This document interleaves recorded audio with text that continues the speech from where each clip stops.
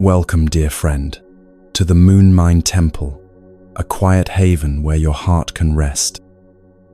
Imagine sitting with me under a soft moonlit sky, a warm cup of tea in your hands, as we share stories to soothe your soul. If it feels right, share where you're listening from in the comments below. Are you curled up in a cozy bedroom in London, or perhaps lying under the stars in California? Wherever you are, you belong here. You've found your way here because something inside you is tired. Tired of the endless thoughts that circle like birds that won't land. Tired of replaying conversations from today or rehearsing worries about tomorrow. Tired of carrying the weight of a mind that never seems to rest, even when your body desperately wants to. Tonight, we're here to let peace cradle you like a gentle tide. No effort is needed here, no knowledge required. This is your sanctuary now. Find a soft place to rest, grab a cozy blanket, and let yourself sink deeper. For the next 3 hours, nothing else needs your attention. The Buddha once said, "Peace comes from within, do not seek it without." These words remind us that overthinking is just a cloud passing through your mind. But for centuries, Zen masters have known a secret our modern world has forgotten. Peace isn't something you achieve after you fix your life or solve all your problems.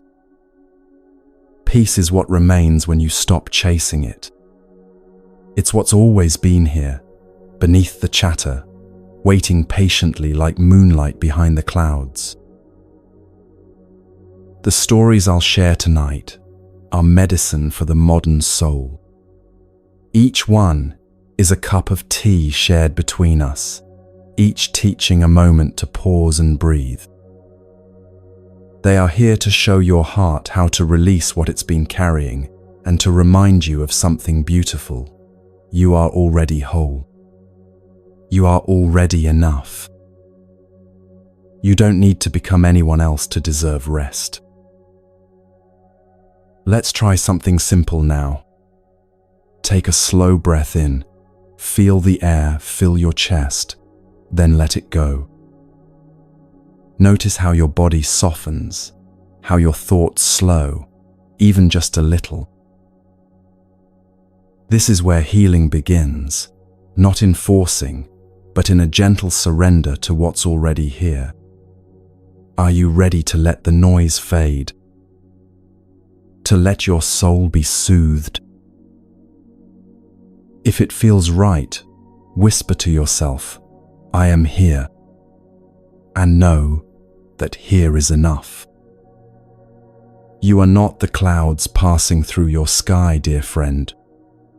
You are the sky itself, vast, still, untouched. For the next 3 hours, we'll weave Zen stories and Buddhist teachings, not as lessons to learn, but as gentle ripples guiding you to stillness. This journey is for you, whether you drift into sleep or stay awake to reflect. The Moon Mind Temple is open, its moonlight yours to rest in. Let's begin together, with a story to quiet the mind and warm the heart.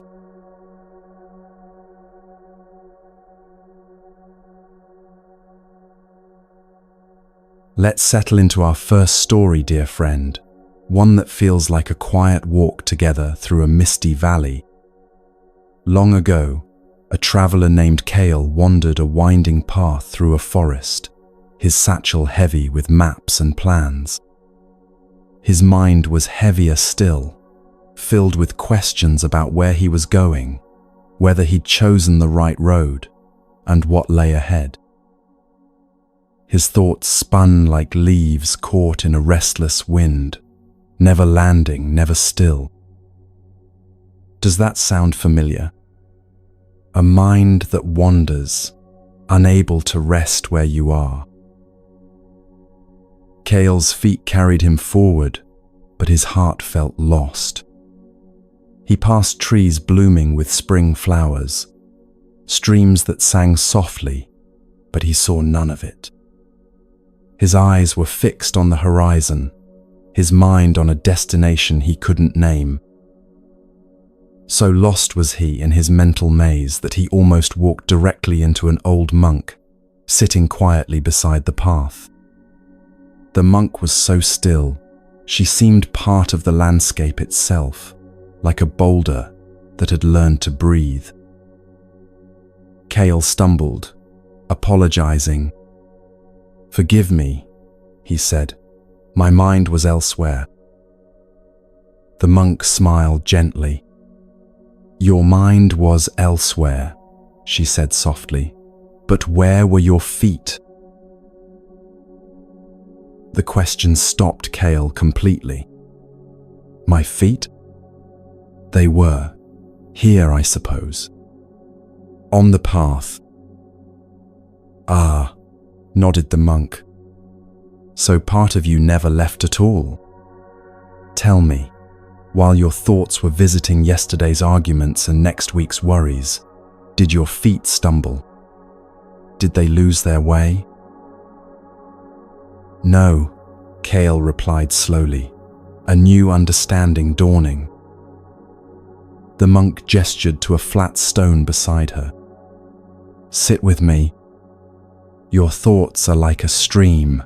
They will flow. The suffering comes not from their movement, but from your belief that you must go with them." She picked up a single pebble from the ground. "Hold this," she said, "and tell me what you feel." Kale felt its cool weight, its smooth edges. For a moment, his thoughts paused, anchored to the pebble's quiet presence. "Now," the monk whispered, "let your mind rest here, not on the path ahead or behind." But soon his thoughts drifted again, to tomorrow's journey, to past mistakes. The monk saw his struggle and said, "Don't fight your thoughts. You are not your thoughts. You are the awareness that can observe them. You are the sky, vast and still. They are just clouds passing through." This story reminds us of a truth the Buddha shared. Whatever a monk keeps pursuing with his thinking and pondering, that becomes the inclination of his awareness. These words, like a friend's quiet guidance, remind us that overthinking pulls us from this moment, like Kale chasing a horizon he couldn't reach. But when we pause, when we notice what's here, a pebble, a breath, a heartbeat, we stop feeding the noise. The mind doesn't need to be forced quiet. It needs permission to rest. Let's practice this art of gentle, noticing together now. Take a slow breath in, feeling the air cool in your nose, warm in your chest. Let it out gently, like a sigh that carries away a worry. Now, notice a thought, maybe about today, tomorrow, or something unfinished. Don't push it away. Don't hold it close. Just watch it, like a cloud drifting across your sky. If it helps, you can simply say to yourself, thinking, as gently as you would call a beloved pet who has wandered from your side. Then, return to your breath. Your mind may wander a dozen times, and this is perfectly natural. Each gentle return is not a failure, but a victory. You're strengthening your capacity to rest in the present moment. You're learning to let the thoughts pass, knowing you can always return home to this breath, this moment, this quiet space. Kale stayed with the monk that night, holding the pebble until his mind softened. For the first time, he heard the stream's song, saw the stars through the oak's branches. He didn't need to know the whole path. He just needed to be here, fully, with the pebble's quiet weight. What's your pebble right now? Maybe it's the feel of your blanket, the rhythm of your breath, or the stillness of this moment. Can you rest with it, just for now? The monk's wisdom echoes through time. The mind loves to wander, but you are not required to follow it everywhere it goes. This practice isn't about silencing your mind forever. It's about giving it space to breathe. Thoughts will come, plans, worries, memories. But you don't have to chase them. Like kale, you can learn to pause, to hold this moment like a smooth stone in your hand. And in that pause, something shifts. The chatter slows. The heart softens. The soul finds room to rest. Let's take one more breath together. Inhale deeply, feeling your chest rise. Exhale slowly, letting your body sink into this quiet. Notice how your mind feels, even just a little lighter. This is the beginning of stopping, not by force but by choice. You're not your thoughts, dear friend. You're the sky they pass through, vast and free. As we move forward, carry this pebble of presence with you. Let it anchor you when your mind wants to wander. For now, let's rest in this stillness, ready for another story to guide us deeper.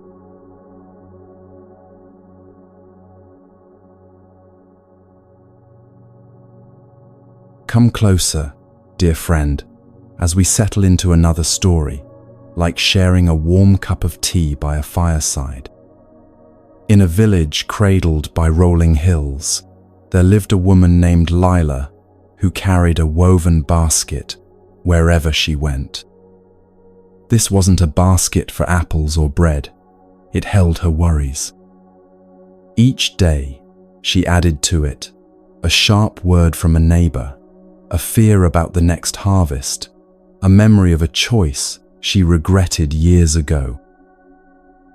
The basket grew heavier, pulling her shoulders down, slowing her steps until she moved as if through mud. Have you ever carried a load like Lila's, dear friend? A weight of thoughts, guilt, fear, or what-ifs that seems impossible to set down. Lila's village was a place of simple beauty. Wildflowers danced in the breeze, their petals catching the sunlight. A river wound through the hills, its water singing softly over smooth stones. But Lila's eyes were fixed on her basket, her mind lost in its tangled contents. She didn't see the flowers or hear the river. Her world was the weight she carried, the worries that whispered she wasn't enough. One afternoon, weary and worn, she paused by the riverbank and noticed an old gardener tending a small patch of earth. His hands moved slowly, dusting soil from a wilted flower. He looked up and saw Lila's strained face, her basket clutched tightly. "Why carry such a heavy load?"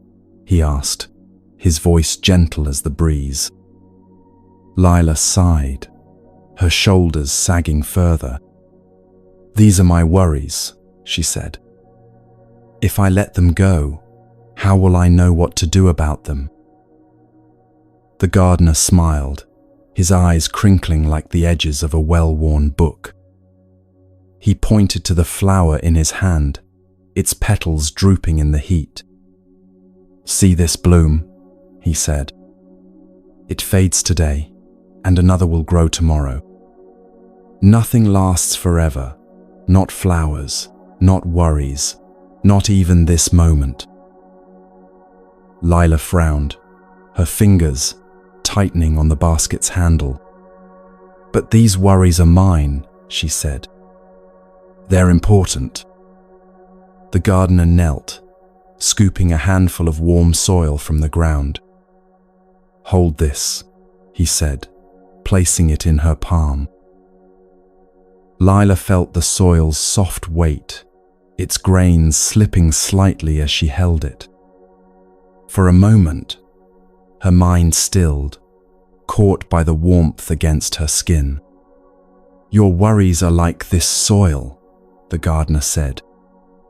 They feel solid, but they crumble when you stop gripping them so tightly. He nodded toward the river. Choose one worry, just one, and imagine placing it in the water. Lila hesitated, her heart racing. She thought of a small worry, a moment she'd spoken harshly to her sister, and pictured setting it on the river's surface. In her mind, the water carried it away, the worry shrinking until it vanished around a bend. Her chest felt a little lighter, her breath a little deeper. This story holds a truth the Buddha shared in the Dhammapada. All that we are is the result of what we have thought. The mind is everything.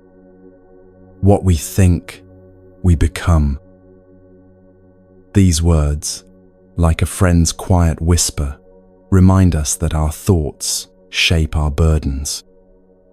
Lila's basket wasn't just woven straw, it was her mind holding on to pain, fear, and regret. But the Buddha's wisdom offers a path to freedom. When we cling to worries, we carry their weight. When we let them go, we make room for peace. This is impermanence. Nothing stays, not pain, not joy, not the heaviest thought. Everything passes, like water flowing or clouds drifting. Let's try this together now, dear friend. Bring to mind a worry you're carrying. It might be small, a moment you said too much or too little, or something heavier, like a fear that keeps you awake.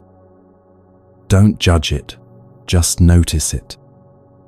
Picture it as a stone in your basket, heavy but not you. Now, imagine standing by a river, its water clear and gentle. Place that worry on the surface. Let it float away. Watch it drift, growing smaller until it's gone. How does your body feel now? A little lighter, perhaps. If it's still there, that's okay. Just notice it and breathe. Leela returned to the gardener the next day, her basket still heavy, but her heart curious. How do I let go of more? She asked, her voice softer now. The gardener pointed to the sky, where clouds moved lazily across the blue. Do you see how the clouds don't cling to the sky? He said. They come, they go, and the sky remains. Lila looked up, her breath catching as she watched a cloud dissolve into the horizon. Your worries are clouds, Lila, the gardener said. Let them pass, and you'll find the sky of your heart is still there. Lila tried again, choosing a deeper worry, her fear that she'd never be enough for her family. She pictured it as a dark cloud, heavy with rain. In her mind, she let it drift, watching it thin until it was just a wisp. Her shoulders lifted, her breath flowed easier. She realized she didn't need to solve the worry, she just needed to let it move on. Can you feel that possibility, dear friend? that you don't need to fix every thought to find peace.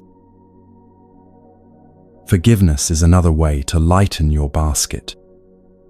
It's not about saying the past didn't hurt, but about giving yourself permission to stop carrying it.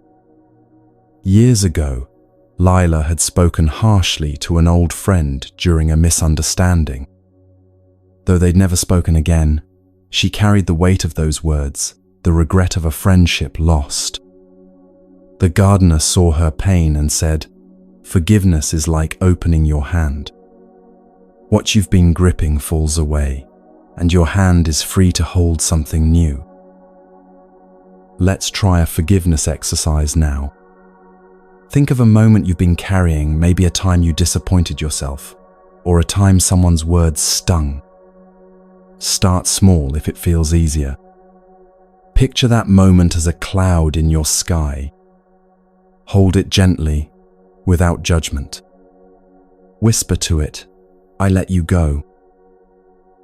You're not erasing the past, you're freeing yourself from its weight. Imagine the cloud drifting away, dissolving into the vast blue. Feel your heart soften, your chest open. Notice the quiet that remains, like a valley after rain. The teaching of impermanence is a gift. It tells us no worry is forever, no pain eternal. Lila's basket wasn't her, it was just what she carried. And you, dear friend, are not your worries either. You are the sky, the river, the space where peace lives. The Buddha's words remind us that what we hold shapes us, but we can choose what to hold. Choose forgiveness, choose lightness, choose this moment. What would it feel like to set down one more stone from your basket? Lila began visiting the river each evening, setting down one worry at a time. Some days new worries crept in, a neighbor's judgment, a fear of the future. That's human, isn't it? The mind loves to collect. But Lila learned to pause, to breathe, to let the river carry what she didn't need. One night, she stood by the water and saw the stars reflected on its surface. For the first time in years, she felt them, not just saw them, but felt their quiet light in her heart. Her basket was lighter, not empty, but enough to let her walk freely. Can you imagine that freedom for yourself? That lightness of letting go, one breath at a time? The river taught Lila what the Buddha knew, that suffering comes from clinging and freedom comes from release. Her worries about her sister, her fears about not being enough, her regrets about old friendships, all of them were clouds, not the sky itself. When she learned to let them pass, she discovered something beautiful. The sky of her heart was vast and clear, untouched by any storm. Let's try one more exercise to deepen this practice. Bring to mind another moment you've carried, maybe a regret, a fear, or a time you felt you weren't enough. Picture it as a stone, heavy but separate from you. Feel its weight in your mind, but don't cling to it. Now, set it by the river in your heart. Say softly, "I release you." Watch the water take it, carrying it away until it's gone. Breathe in, feeling your chest expand. Breathe out, letting your body sink into calm. Notice the space that opens, the quiet that grows. This practice of letting go is a gentle act of love for yourself. It's not about being perfect or solving every problem. It's about giving your heart room to rest, your soul space to breathe. The Buddha's wisdom tells us we become what we think, so choose thoughts that lighten you, that let you flow like the river. We're all learning to set down our baskets, one stone at a time. Each release is a gift to yourself, a step toward the freedom that was always yours. Lila's story doesn't end with an empty basket. It ends with a lighter one and a heart that knows how to let go. She still carries some stones, as we all do, but she no longer lets them define her journey. When new worries arise, she pauses by her inner river, sets them down, and remembers she is not what she carries. She is the one who chooses what to keep and what to release. You have that same choice, dear friend. Right here, right now, in this moment of perfect stillness. Take a deep breath now, feeling the air flow into your chest like water filling a quiet pool. As you exhale, imagine releasing one more burden you've been carrying. Feel your shoulders soften, your heart open, your spirit lighten. You are not your worries, your fears, or your regrets. You are the vast sky through which they pass, the gentle river that carries them away. Rest now, as if you're lying beneath a vast, quiet sky, stars blinking softly above. Let your body settle, your shoulders sinking, your hands softening, your breath easing into a gentle rhythm. There's nothing to do, nowhere to go. Just be here, in this stillness, like a leaf resting on calm water. Your mind may stir, whispering a thought, a worry, a memory, a plan. Let it come, let it go, like a breeze passing through an open window. You don't need to follow it. Stillness is your home, waiting beneath the noise. Feel your breath, slow and soft, like a tide kissing the shore. Inhale, sensing the air fill you with quiet. Exhale, letting thoughts drift away, weightless and free.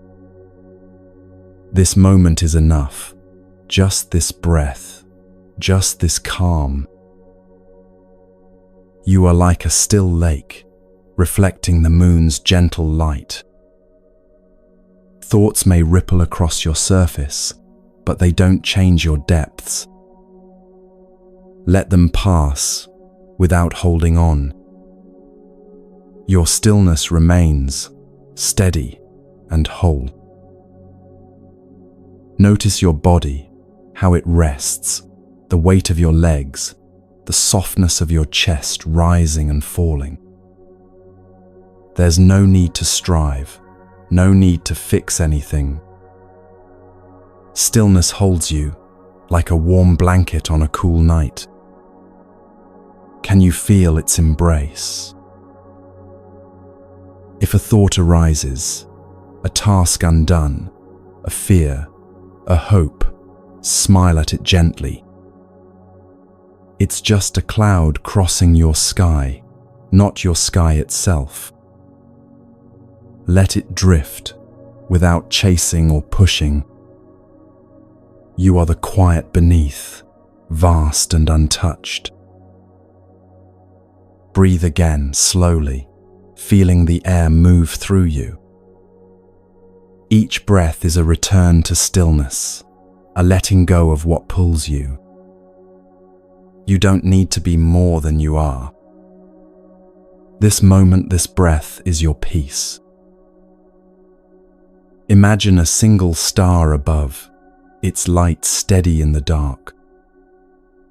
Your heart is like that star, calm, present, shining without effort.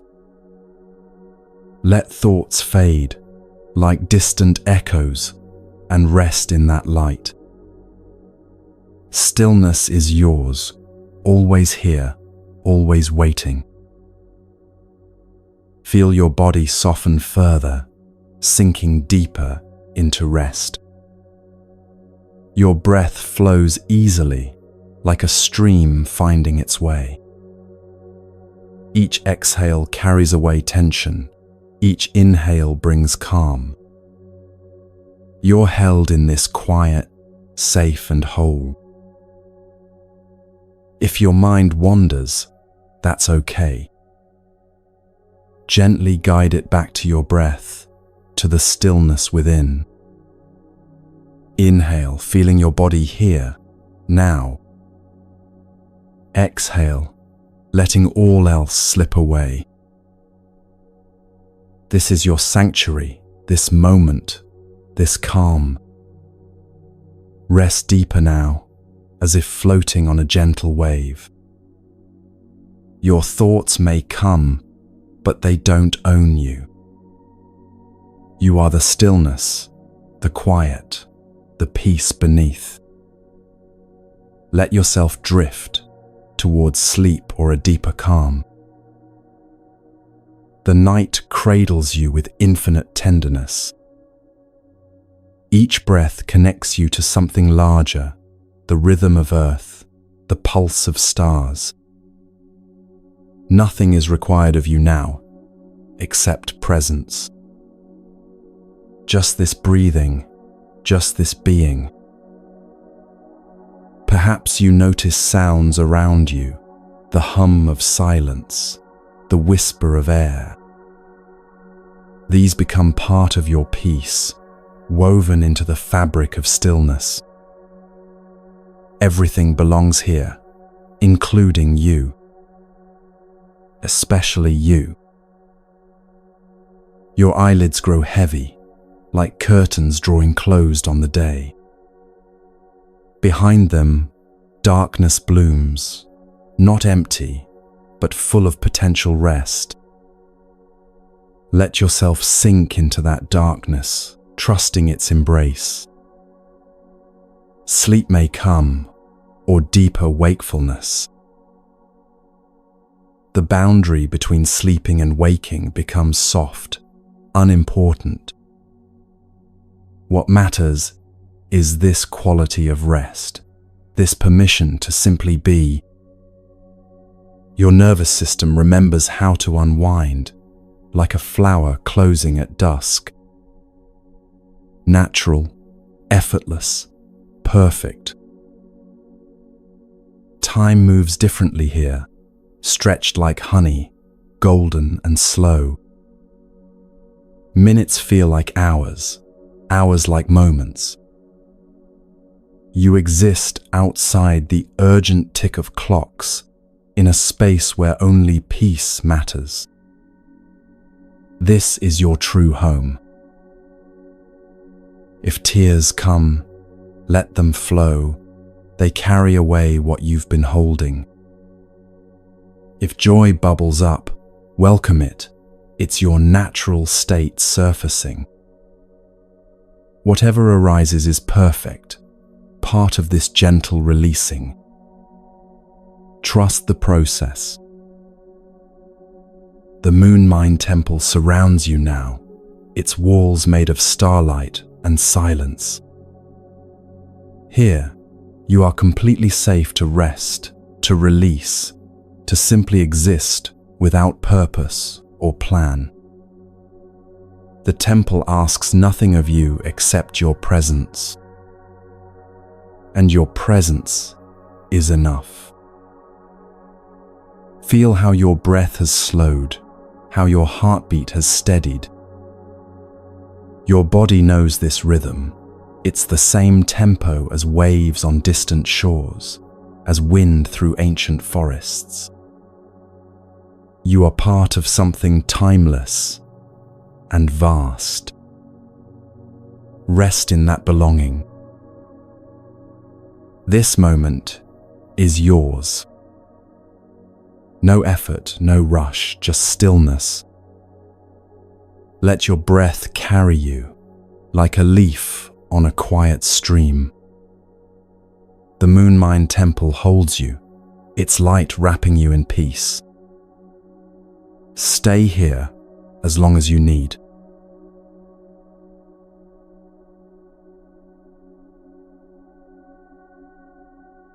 Come, let's sit together, as if by a quiet hearth, sharing a story that feels like a warm sip of tea on a still evening. In a village nestled beneath the gentle curve of a mountain, there lived a painter named Soren, who dreamed of crafting a masterpiece. His small studio brimmed with tools, brushes of every size, inks in deep hues, canvases stacked against the walls. Yet Soren's mind was never still. Before he touched a brush, he'd plan every stroke, imagining sweeping landscapes, intricate patterns, or faces so vivid they'd speak. Hours slipped by, but his canvases remained empty, his thoughts knotted with the need for perfection. Does this echo something in you? A mind so busy planning, worrying, or chasing what's next that it forgets to rest in what's now. Soren's village pulsed with quiet beauty. Children ran through dusty lanes, their laughter mingling with the rustle of leaves. Sparrows darted between rooftops, their songs sharp and fleeting in the morning air. A stream wound through the village, its water catching the light like scattered coins. But Soren rarely noticed these things. His eyes were fixed on the idea of a perfect painting, his heart heavy with the fear of falling short. Each night he'd lie awake, his mind tracing what the next day's work should be, what it must be to be enough. One morning, exhausted by his own thoughts, he wandered to a temple at the village's edge, its stone path worn smooth by years of quiet steps. There he saw an old monk sweeping the path, her broom moving with a rhythm so steady it seemed to hum. Soren watched, curious. Each sweep was deliberate, as if the monk poured her whole self into it. "Why sweep so carefully?" he asked. "The wind will scatter more leaves by dusk." The monk paused, her eyes bright with a knowing calm. "Each sweep is its own moment," she said. "I don't sweep for tomorrow's leaves. I sweep for this path, this now." Soren shook his head, his mind still racing with plans. "But I want my painting to be perfect," he said. "I think of every detail, yet I can't even start." The monk set her broom against a wall and beckoned him to a shaded corner of the temple. She handed him a single brush and a small bowl of ink. "Make one stroke," she said. "Just one, as if it's all you'll ever paint." Soren's hand trembled, his thoughts swirling. What if the stroke was too bold, too faint, too wrong? The monk saw his hesitation and smiled, her voice soft as a breeze. "Don't paint the mountain or the sky," she said. "Paint this moment with a beginner's mind, fresh, open, free of plans." Soren took a breath, feeling the air steady his racing heart. He dipped the brush in ink and drew a single line across the paper, bold and curving, like a river finding its way. It wasn't perfect, but it was alive, complete in its simplicity. For the first time, his chest felt light, as if the brush had swept away his need to control. He looked at the monk, his eyes wide. "That felt enough," he said.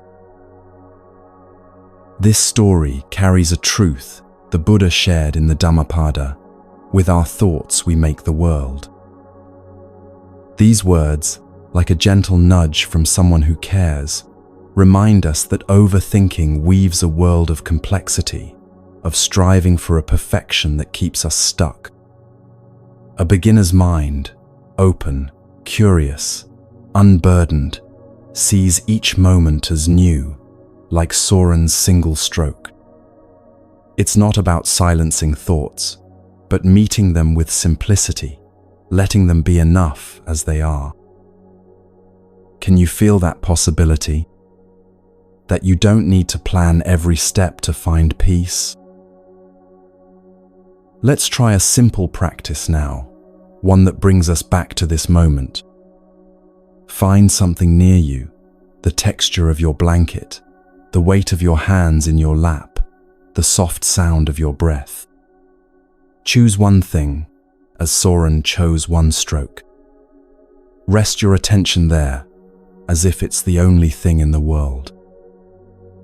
If you choose your breath, feel the air move in, cool and light, filling your chest like a quiet tide. Feel it leave, slow and warm, carrying away tension. If a thought tugs, a task, a worry, a plan, don't fight it. Smile at it, like you'd smile at a child pulling at your hand. Then come back to your one thing. What does it feel like to rest here without needing it to be perfect? Soren returned to the temple the next day, his brush tucked in his sleeve. "I tried another stroke," he told the monk, "but my mind started planning again. A whole painting, a masterpiece." The monk nodded, her eyes tracing a sparrow perched on a low branch. "Does the sparrow plan its song?" she asked. "It sings because it's here, because this moment calls for it." Soren watched the sparrow, its tiny chest rising with each note, free of any need to be more. He realized he didn't need a grand canvas, he needed to trust one stroke, one moment. That day, he painted a single line, curling like the edge of a hill. It was simple, but it was his, and it felt like a beginning. A beginner's mind is like that sparrow's song. It doesn't judge, it doesn't strive, it simply is. Our minds love to complicate things, don't they? They spin stories of what should be, what might go wrong, what needs to be perfect. But simplicity is a kind of stopping the chase for more, for better, for flawless. The Buddha's words remind us that our thoughts shape our world, but we can choose thoughts that free us, thoughts that bring us back to now. What would it feel like to meet this moment with a beginner's mind, fresh and open, like a blank page waiting for one stroke? Let's deepen this practice. Choose your one thing again, perhaps the feel of your fingers touching, the rhythm of your breath, or the quiet hum of the room. Rest with it fully, as if it's the only thing that matters. Notice its details, the softness, the rise and fall, the stillness. If a thought pulls you away, a plan for tomorrow, a memory of today, don't push it. Just see it, let it pass, and return to your one thing. Feel the ease of this moment, the lightness of not needing more. You don't need to solve anything right now. This is enough, just as it is. The monk taught Soren about beginner's mind through the seasons. In spring, she showed him how to see cherry blossoms as if for the first time, each petal a small miracle. In summer, they watched children play in the stream, their joy untainted by worry about tomorrow's rain. In autumn, they swept leaves together, each stroke of the broom a meditation in itself. Complexity, the monk said one winter morning, is the mind's way of avoiding the present. Simplicity is the heart's way of embracing it. Soren began visiting the temple daily, each time painting one stroke. Some days, his mind raced, wanting to plan a grand work, to make something others would praise. But he'd remember the monk's words, one stroke, one moment. He'd watch the sparrows, listen to the stream, feel the brush in his hand. Over weeks, his canvases filled, not with planned masterpieces, but with lines that flowed naturally, each one born from presence. One evening, he stood back and saw a painting, a mountain, a stream, a sky, all made of single strokes. It wasn't perfect, but it was alive, and it filled his heart with quiet joy.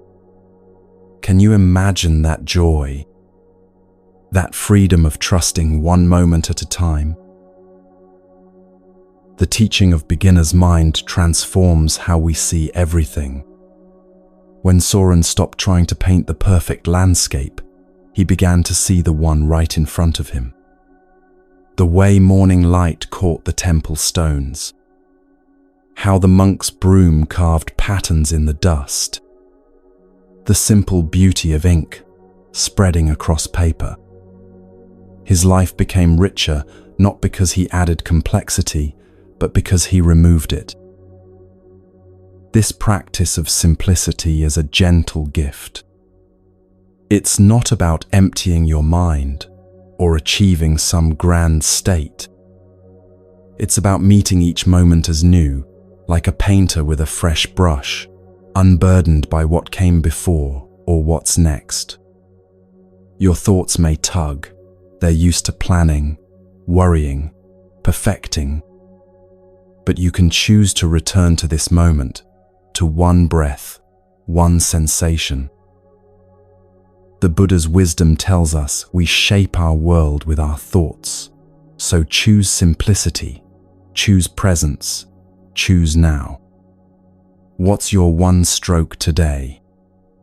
Maybe it's the feel of your breath, the weight of your body, the quiet of this space. Let's try one more practice to anchor this feeling. Choose your one thing again, your breath, your hands, a sound nearby. Rest with it as if it's the only thing in the world. Notice its details, without adding a story. The rise of your chest, the texture of your blanket, the stillness around you. If your mind wanders, gently guide it back, like a kite settling to the ground. Feel the freedom of this simplicity, the ease of not needing more. You are enough, just as you are. This is your beginner's mind, open and free. Soren's life changed, not because he painted a masterpiece, but because he learned to live one stroke at a time. He began to notice the village, the children's laughter, the sparrows' songs, the stream's quiet music. His heart grew lighter, his mind less crowded. He didn't need to plan every moment. He needed to live them, fully, simply. Can you feel that shift? That lightness of letting each moment be enough?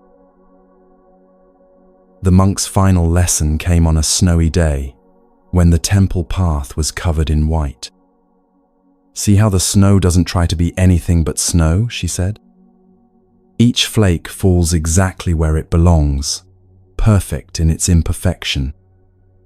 Soren watched the snow dance in the air, each crystal unique yet part of something larger. He understood then that simplicity wasn't about doing less, it was about being more present with whatever he was doing. Years later, People would come to see Soren's paintings, drawn by their simple power. But Soren knew the secret wasn't in the finished works. It was in each single stroke, painted with a beginner's mind, fresh and alive. He would tell visitors, "Don't look for perfection in the painting. Look for presence in the brushstroke." This is the simple path, not a destination, but a way of walking. Not about achieving perfection, but about embracing each imperfect moment with fresh eyes. The Buddha's teaching reminds us that with our thoughts, we make our world. So make it simple, make it present, make it one breath at a time. Your one stroke is waiting. Not tomorrow, not when you're ready, now. Rest in this simplicity, in this beginner's mind that sees each moment as new. Let your breath be your brush, this moment your canvas. Paint one stroke of presence, one breath of peace. And know that this is enough. You are enough. This moment is enough. Feel how your body has softened, how your mind has quieted through this simple practice. There's no need to carry complexity forward. Just this breath, just this presence, just this gentle return to now. The simple path is always here, waiting for your next step.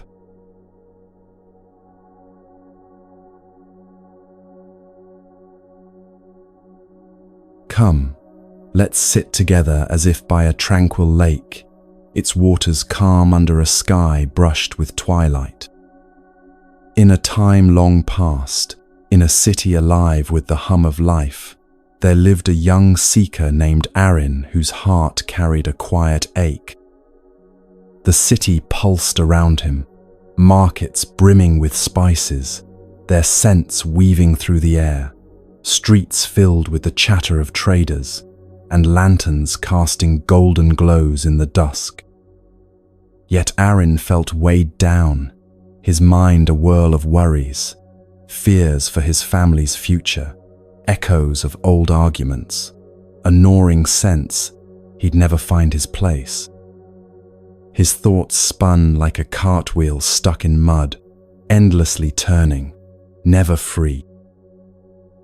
Does that stir something in you? A heart heavy with questions, searching for peace amidst the noise. Arin's city was a tapestry of simple wonders. Children darted through alleys, their laughter rising like kites on a breeze. Old women sat under tamarind trees, weaving baskets with hands worn smooth by time. A river ran through the city, its surface shimmering with reflections of passing clouds. But Arin's eyes were clouded. He saw only his struggles, his mind tangled in why life felt so heavy, why joy slipped through his fingers like sand. He'd walk the streets, passing vendors calling out their wares, yet hear only the chatter of his own thoughts, regrets over words unspoken, fears of choices yet to come. One evening, exhausted from carrying this unseen weight, he wandered beyond the city to a grove where a banyan tree spread its ancient arms. There, a teacher sat, surrounded by listeners, her voice steady as a stream over stones. Arin paused, drawn by a stillness he hadn't known he craved. He approached, his voice soft but urgent. "Why do I suffer?" he asked, the words spilling from a heart too full. The teacher looked at him, her eyes kind yet piercing, like moonlight cutting through fog. "Suffering is a truth we all share," she said. "But there is a path to freedom, a way to lay down your burden." Arin sat, his breath catching, as the teacher began to share the Four Noble Truths, the Buddha's map through the heart's pain. The first truth, she said, is that suffering exists. It's the ache you feel, the worry that keeps you awake, the longing for life to be different. Arin nodded, recognizing his own pain, the fear of failing his family, the sting of old mistakes, the restlessness of wanting more. The teacher pointed to a leaf drifting from the banyan tree. "See that leaf," she said. "It falls, as suffering does. It's part of life, but it's not your whole story." Arin's shoulders softened, his breath easing as he listened. "The second truth," the teacher continued, "is that suffering has a cause, craving, the clinging to what we want or the pushing away of what we fear." She gestured to a bird caught in a low branch, its wings fluttering wildly. "Look how it struggles, wanting to be free but fighting harder," she said. "Your mind does this, Arin. It clings to hopes, to regrets, to a life you think should be." Arin saw it clearly, his craving for certainty, his clinging to past hurts, his resistance to life's flow. Each thought tightened the knot in his chest, each desire added to his burden. "But there is hope," the teacher said, her voice like a lantern in the dark. "The third truth is that suffering can end, not by changing the world, but by letting go of craving, by resting in what is." Arin's eyes widened, a spark of possibility igniting. Could freedom be so close? The teacher's words flowed on, steady and clear. "The fourth truth," she said, "is the path to freedom, a way of living with mindfulness, kindness, and wisdom." She picked up a small stone from the grove's soft earth and placed it in Arin's hand. "Feel this," she said. Arin held the stone, its cool weight grounding him, its smooth surface steadying his racing thoughts. "This is mindfulness," the teacher said. "Rest in this moment, not in what was or what might be."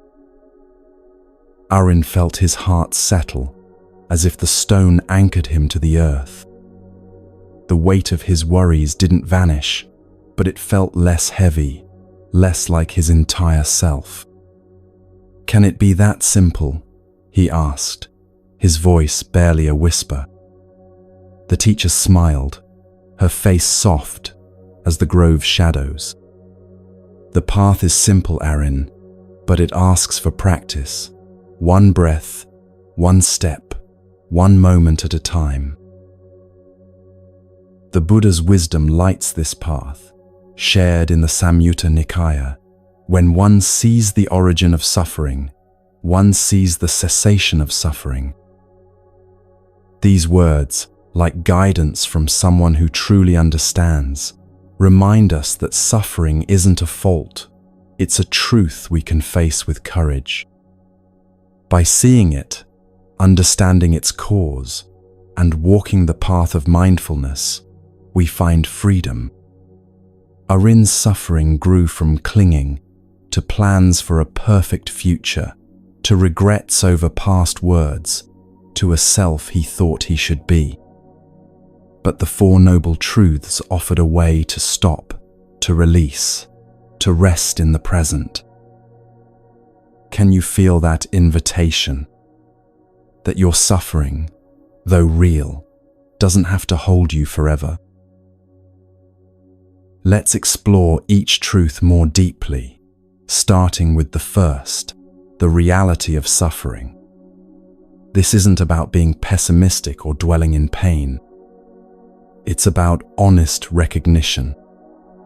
Like Arin, we all carry burdens, the stress of daily life, the ache of loss, the weight of uncertainty. Sometimes suffering is dramatic, grief, illness, betrayal. Sometimes it's subtle, a background hum of dissatisfaction, the feeling that something's missing.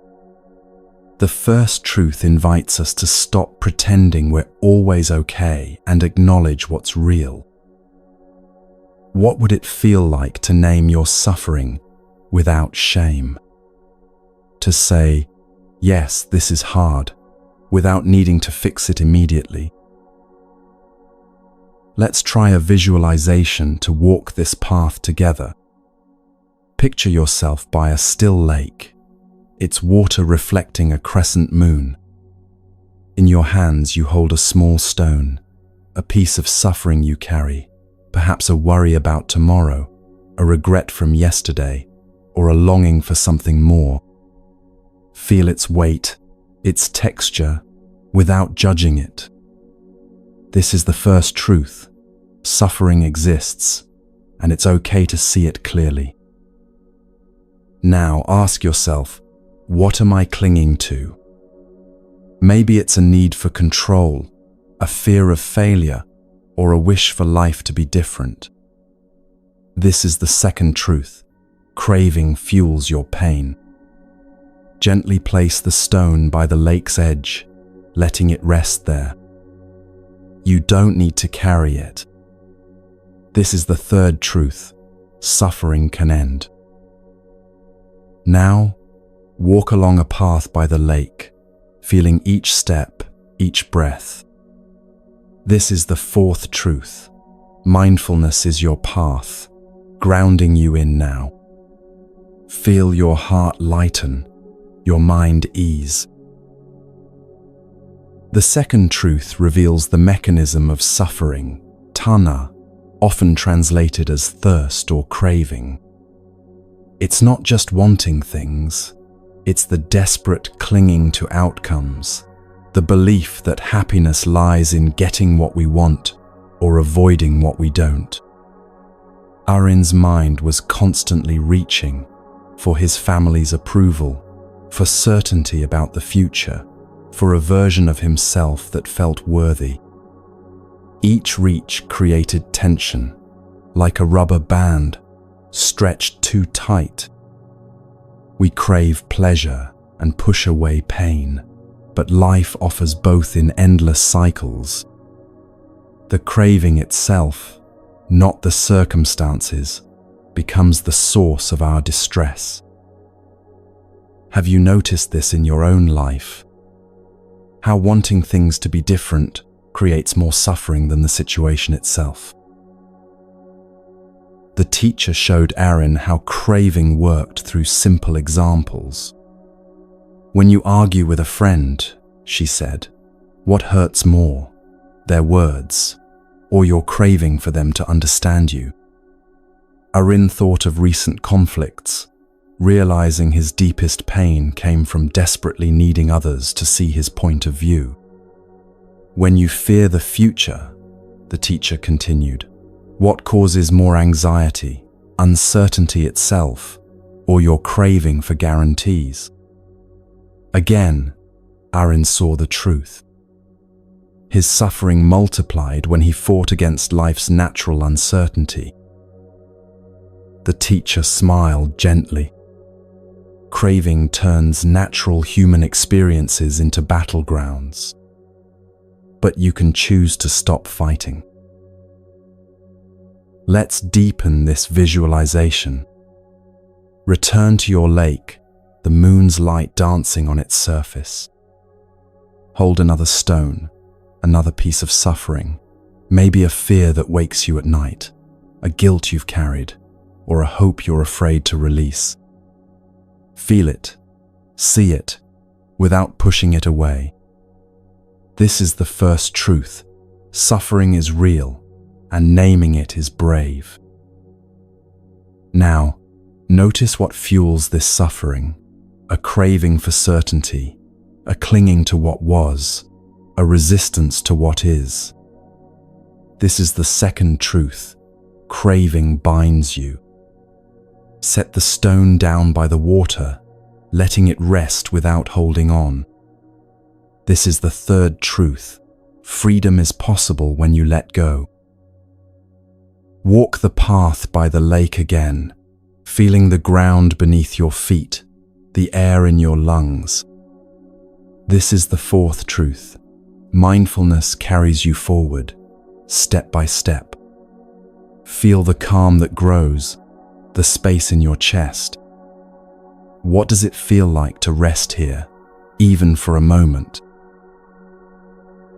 The third truth, that suffering can end, often meets resistance. Our minds protest, but what about injustice? What about real problems that need solving? The Buddha wasn't suggesting we ignore genuine issues or become passive. He was pointing to the difference between pain and suffering. Pain is inevitable. Illness, loss, change are part of life. Suffering is optional. It's the mental story we add, the resistance we create, the craving that amplifies pain. When Arin's teacher spoke of ending suffering, she meant ending the unnecessary anguish he created through clinging. The first step was believing this freedom was possible. Not tomorrow, not after everything was fixed, but right now. The fourth truth outlines the path, traditionally known as the Noble Eightfold Path. But think of it not as a rigid program, but as 8 interconnected aspects of wise living. Right view means seeing clearly, recognizing that your thoughts aren't facts, that impermanence governs all things. Right intention involves aligning your heart with wisdom rather than craving. Right speech, action, and livelihood create harmony in your relationships and work. Right effort balances striving with acceptance. Right mindfulness brings awareness to each moment. Right concentration develops the ability to rest in presence. These aren't rules to follow perfectly, but principles to return to again and again. Arin began practicing these teachings in small ways. When anxiety arose about his family's future, he'd hold the stone and practice right view, seeing his worry as a passing storm, not permanent reality. When old resentments surfaced, he'd practice right intention, choosing compassion over righteousness. When conversations grew heated, he'd practice right speech, pausing before reactive words. Gradually, the knot in his chest began to loosen. Not because his life became perfect, but because he stopped demanding that it should be. Let's try another visualization to carry this deeper. Picture your lake again, its water a mirror for the stars. Hold a third stone, a piece of suffering, perhaps a doubt, a fear, or a longing you've held tightly. Feel its shape, its weight, without judgment. This is the first truth. Suffering is part of life, and seeing it is strength. Ask yourself, what am I holding on to? A need for approval, a regret, a wish for things to be different? This is the second truth. Craving keeps suffering alive. Gently place the stone by the lake, letting it rest without clinging. This is the third truth. Freedom comes when you release. Now, walk the path by the lake, feeling each step, each breath, each moment. This is the fourth truth. Mindfulness is your way, simple and present. Feel your heart soften, your mind still. You are not your suffering. You are the path, the lake, the quiet sky. The beauty of the Four Noble Truths lies in their practicality. They don't require belief in anything supernatural, just honest observation of how the mind creates suffering. Every time you notice craving arising, the desperate need for approval, the resistance to discomfort, the clinging to pleasant experiences, you can pause and remember, this is the second truth in action. Every time you let go, even slightly, you taste the third truth. Every moment of mindfulness is the fourth truth lived. Arin's transformation wasn't dramatic or sudden. It unfolded gradually, like dawn breaking slowly over the city. He still felt sadness, fear, and uncertainty, but these emotions no longer dominated his inner landscape. They arose and passed like weather systems, natural and temporary. The teacher gave Arin a final teaching about the truths. "Don't try to master them," she said. "Let them master you. When suffering arises, let it teach you about clinging. When you let go, let it show you freedom's taste. When you walk mindfully, let each step be a prayer of presence." She picked up 4 stones from the ground and placed them in a circle. The truths are like these stones, distinct but connected, each one supporting the others. Arin understood then that the path wasn't linear but cyclical, each truth deepening the others. Years later, when people asked Arin about his peace, he would tell them about the teacher under the banyan tree. "She didn't give me answers," he would say. "She showed me the questions I was already asking and taught me how to listen to the responses." The 4 noble truths became his compass, not his destination. They guided him through life's inevitable storms, while reminding him that beneath every tempest, stillness waited. The 4 noble truths are a map, not to a far-off place, but to the ground you stand on. The first truth invites you to see suffering, not as a burden, but as a truth shared by all. It's the worry that wakes you, the regret that lingers, the longing for life to feel easier. Seeing it is courage, not weakness. The second truth reveals its cause, the craving that tightens your heart, the clinging to what you want, or the pushing away of what you fear. It's the mind's habit of grasping, like hands holding too tightly to a rope. The third truth offers hope. Suffering can end, not by force, but by letting go, by softening your grip. And the fourth truth lights the path: mindfulness, kindness, wisdom, lived one breath at a time. Arin walked this path, not perfectly, but with heart. He'd return to the city, noticing its beauty, the children's laughter, the scent of jasmine, the lantern's glow. His worries still came, as they do for us all. But he learned to see them, to understand their cause, to let them go, to walk with presence. Let's anchor this understanding with one final visualization. Return to your lake, its surface now perfectly still, reflecting the vast night sky.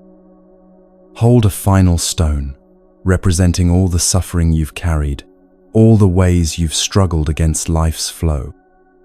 Feel its weight, its reality, without resistance.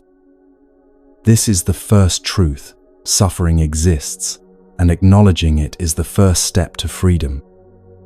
See how your mind wants to grasp, to control, to make things different. This is the second truth. Craving is the root of your struggle. Now, with infinite gentleness, place this stone beside all the others at the lake's edge. Watch how the water remains undisturbed, vast and accepting. This is the third truth. Peace is possible when you stop fighting what is. Stand now on the path beside the lake, feeling your feet on solid ground, your breath moving naturally, your heart open to this moment. This is the fourth truth. The way forward is always available, always here, always now. You are not broken. You are not lost.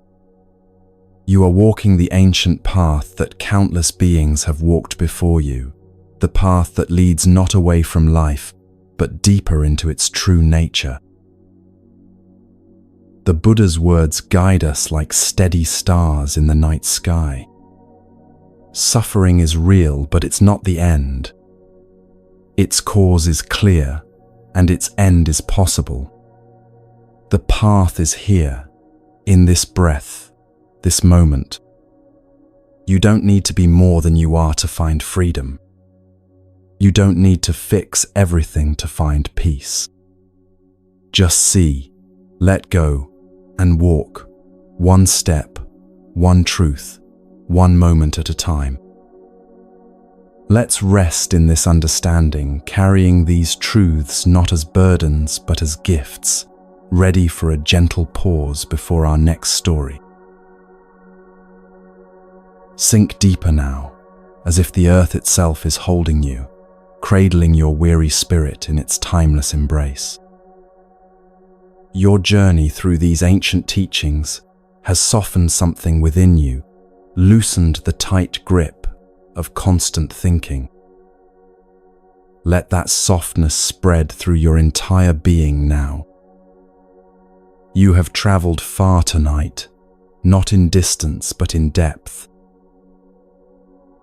Feel how your breath has changed since we began, slower now, more trusting.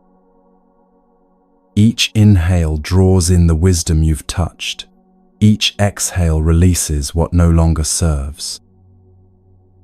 Your nervous system remembers this rhythm, this ancient pulse of peace. Trust it completely. The stories you've heard are becoming part of you now. Kale's pebble resting in your palm, Lila's basket growing lighter, Soren's single brushstroke painting presents itself. These aren't just tales but medicine, working quietly in the depths of your consciousness.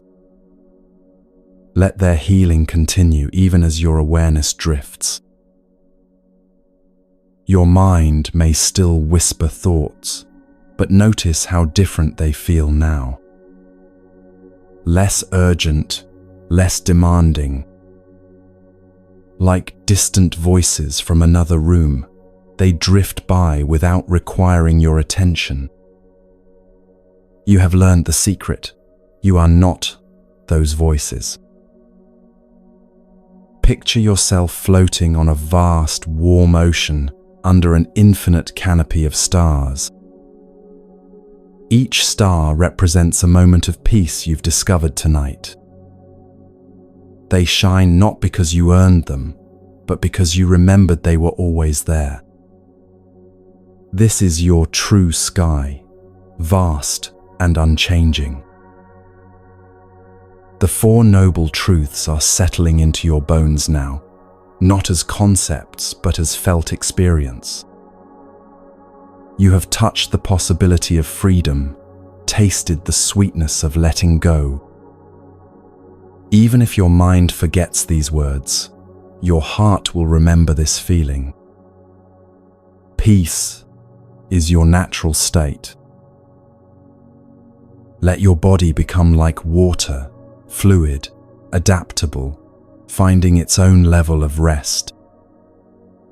Release any remaining tension in your shoulders, your jaw, your hands. There's nowhere you need to be, but here. Nothing you need to become, but present. This moment holds everything you need. If worries about tomorrow try to surface, meet them with the gentleness of Lila by her river. Set each concern on the water's surface and watch it float away. Tomorrow will take care of itself. Tonight is for rest, for release, for remembering who you are beneath all the stories. The Moonmine Temple surrounds you now with its luminous silence. Its walls are made of starlight and ancient wisdom, its foundation built on the bedrock of your own awakening heart. Here, you are completely safe to surrender, to stop trying, to simply be. The temple asks nothing and gives everything. Your breathing has become like the tide now, natural, rhythmic, connected to something larger than yourself. Each wave of breath carries you deeper into tranquility. You are part of an ocean of consciousness that has no beginning and no end. Rest in that belonging. Notice how the need to understand everything has faded. You don't need to figure out your life tonight, solve your problems, or plan your next steps. Wisdom flows when the mind stops grasping. Let yourself not know and discover the peace that lives in that unknowing. The weight you've been carrying, the basket of worries, the pressure to be perfect, the endless chase for more, all of it can rest now. Set it all down beside this cosmic lake where ancient teachers still gather to offer their gentle guidance. You are lighter now, freer, more yourself than when you began. If emotions arise, gratitude, sadness, relief, joy, welcome them all as honored guests. They are part of your healing, part of your homecoming to yourself. Let them flow through you like music, beautiful and temporary. You are the silence that holds all sounds. Sleep may come now like a gentle friend, or you may rest in wakeful peace. Both are perfect. Your consciousness knows exactly what you need. Trust its wisdom as you would trust the earth to hold you or the sky to shelter you. You are held by love itself. The teachings you've received tonight are seeds now, planted in the fertile soil of your receptive heart. They will grow in their own time, in their own way, flowering into insights and peace you cannot yet imagine. Your only job is to rest and let the growing happen naturally. Time stretches here like golden honey, thick and sweet and endless. Past and future dissolve into this eternal now where healing happens without effort. You exist in the timeless space between thoughts, in the gap where miracles quietly occur. This is your true home. Feel how your whole being has reorganized itself around this new center of calm. Your cells remember their original instructions to be at peace. Your heart beats with the steady rhythm of trust.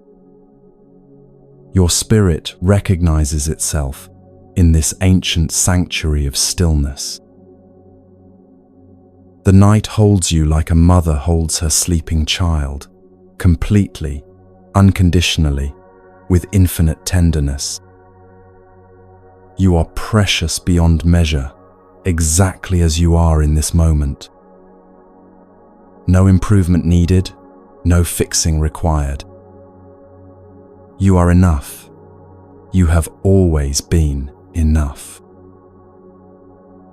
Let this knowing settle into every corner of your being as you rest here in the heart of the Moon Mine Temple.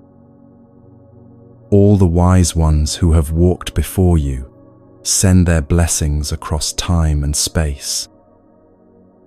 You are part of an unbroken lineage of seekers who found their way home to peace. Welcome home.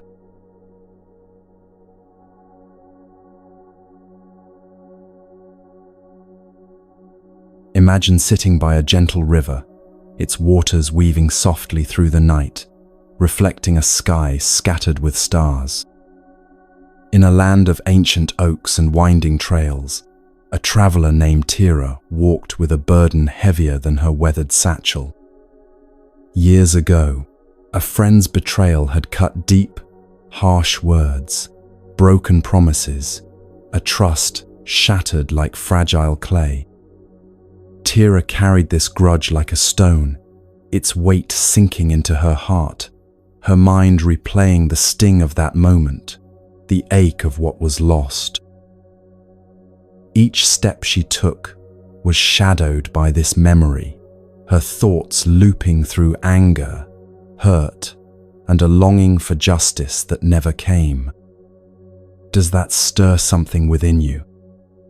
A wound from the past, a grudge that lingers, whispering thoughts that dim your peace. Tira's path wound through villages vibrant with life. Market stalls brimmed with ripe figs and woven baskets, their colors bright under the sun. Children chased kites through dusty lanes, their laughter rising like sparks. Streams flowed alongside the paths, their surfaces glinting like polished mirrors. Yet Tira's gaze was inward, fixed on the betrayal, on the friend who'd wounded her, on the fairness she felt owed. The grudge was a constant companion, growing heavier with each retelling in her mind, each imagined argument that never resolved.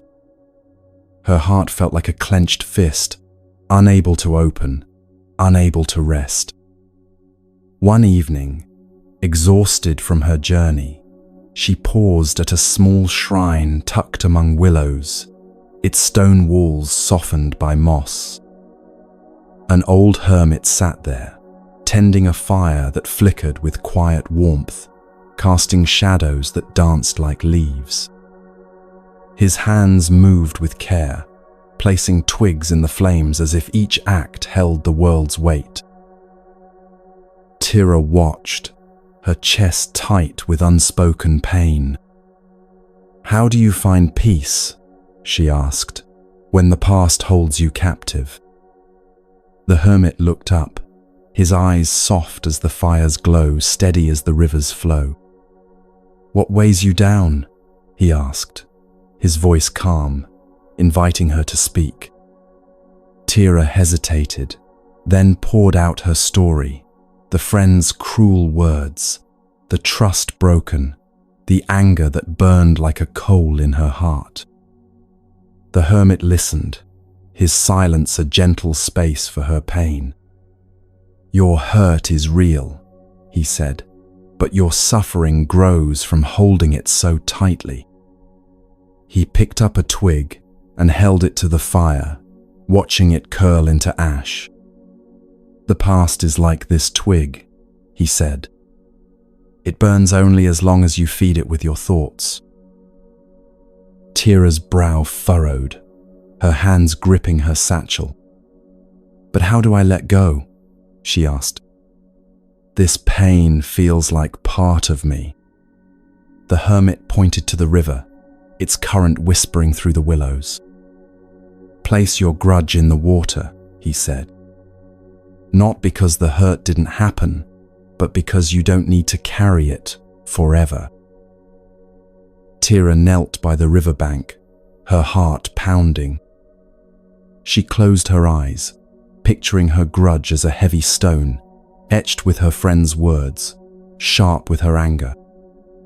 In her mind, she set it in the water, watching it sink, then drift, carried by the gentle current. Her breath deepened, her shoulders softened, as if the river had lifted a piece of her burden. The hermit watched, his face calm. "Forgiveness is a gift you give yourself," he said. "It frees your heart to live now." This story carries a truth the Buddha shared in the Dhammapada. Hatred does not cease by hatred, but only by love. This is the eternal rule. These words, like a soft breeze through an open door, remind us that clinging to a grudge feeds suffering, not healing. Tira's pain was real, but her endless replaying of it, the anger, the need for justice, kept it alive, like a fire stoked by new wood. Forgiveness doesn't erase what happened. It loosens the grip of the past, letting your heart breathe freely. Can you sense that possibility? That releasing a grudge, even a little, might lighten the weight you carry. But forgiveness is perhaps the most misunderstood teaching in all of human experience. It's not about saying, "What happened was okay." It's not about forgetting or pretending the wound doesn't exist. It's certainly not about reconciling with those who hurt you. True forgiveness is about freeing yourself from the prison of resentment, releasing the poison you've been drinking while hoping it would hurt someone else. Tira discovered this slowly, through many conversations with the hermit and many nights by the river. Each time she thought she'd forgiven, another wave of anger would surface. "This is normal," the hermit assured her. "Forgiveness is not a destination, but a practice, like tending a garden that keeps growing weeds." Let's try a forgiveness exercise to explore this path. Picture yourself by a river, its waters flowing gently under a starlit sky. In your hands you hold a stone, a grudge you've carried, perhaps a moment someone wounded you, or a time you judged yourself harshly. Feel its weight, its rough edges, without pushing it away. See it clearly, the words spoken, the moment that stung, the pain it holds. This is your truth, and it's brave to face it. Now, ask yourself, what am I feeding with this grudge? Anger, betrayal, a need for things to be different? Gently place the stone in the river, watching it slip into the current. See it drift, growing smaller, carried away by the water's flow. This is forgiveness, not erasing the past, but freeing your heart from its hold. Breathe in, feeling your chest lift. Breathe out, letting tension flow with the river. How does your heart feel now? Perhaps a little lighter.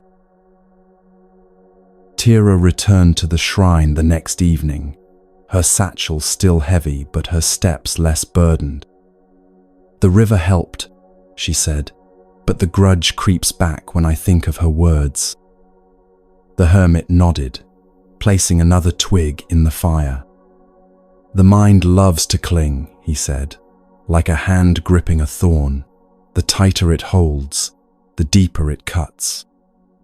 He pointed to a willow by the river, its branches swaying in the breeze. "See how the willow bends?" he asked. "It doesn't fight the wind, it moves and stays whole." Tira watched the willow, its leaves dancing without resistance. She saw that forgiveness wasn't a single moment but a practice, a choice to bend, to release, again and again. She closed her eyes, picturing her grudge as another stone, setting it in the river once more. Her breath softened, her heart opened, like a flower catching light. The hermit taught Tira about the different layers of forgiveness. First, he said, comes the forgiveness of the event, releasing the need for it to have been different. This was perhaps the hardest part for Tira. She wanted to rewrite history, to make her friend kinder, their parting gentler. But wanting the past to be different, the hermit explained, is like trying to change the course of a river that's already reached the sea. Gradually, Tira began to accept that what happened, happened. Not because it was right, but because fighting reality only created more suffering. Second, the hermit continued, comes forgiveness of the person. This stirred resistance in Tira's heart. Why should she forgive someone who'd never apologized, never acknowledged the pain they'd caused? The hermit smiled gently. You forgive not because they deserve it, but because you deserve peace. He explained that hurt people, that her friend's cruelty likely came from their own unhealed wounds. This doesn't excuse their behavior, he said, but it helps you see it as their limitation, not your unworthiness. Understanding this, Tira felt her anger begin to transform into something softer, not approval, but a kind of sad compassion for two people who'd lost each other to pain. Third, the hermit said, comes the hardest forgiveness of all, forgiving yourself. Tira's eyes filled with tears she hadn't known she was holding. For what? She whispered. For trusting someone untrustworthy, the hermit said gently. For not seeing the signs earlier. For the things you said in anger. For carrying this pain so long it poisoned other relationships. For being human in a situation that required perfection. Tira sobbed then, releasing tears that had been frozen in resentment for years. The hermit sat quietly beside her, his presence a wordless permission for her pain. Let's try a deeper forgiveness exercise now. Return to your river, its current steady under the night's quiet glow. Hold another stone, a grudge, perhaps a smaller one, like a moment you spoke too harshly, or a deeper one, like a betrayal that lingers. Feel its shape, its weight, without judgment. See the moment it holds, the words, the feelings, the ache it carries. This is your truth, and it's okay to hold it gently. Now reflect, what keeps this grudge alive? A need for apology, a wish to rewrite the past, a fear of being hurt again? Set the stone in the river, watching it slip into the flow, carried by the water's gentle pull. This is forgiveness, a release, a gift to your heart. Breathe in, feeling your body soften. Breathe out, letting the grudge fade with the current. Notice the space that opens, the calm that settles within. Forgiveness, Tira learned, doesn't happen in a straight line. Some days she felt free, lightened by her practice with the stones and the river. Other days the old anger would surge unexpectedly, triggered by a scent, a phrase, a memory. This is normal, the hermit reminded her. Healing happens in spirals, not lines. Each time you choose forgiveness again, you deepen the groove of peace in your heart. He taught her to see these setbacks not as failures, but as opportunities to practice, like a musician, returning to a difficult passage until it flows smoothly. The hermit also helped Tira understand the difference between forgiveness and reconciliation.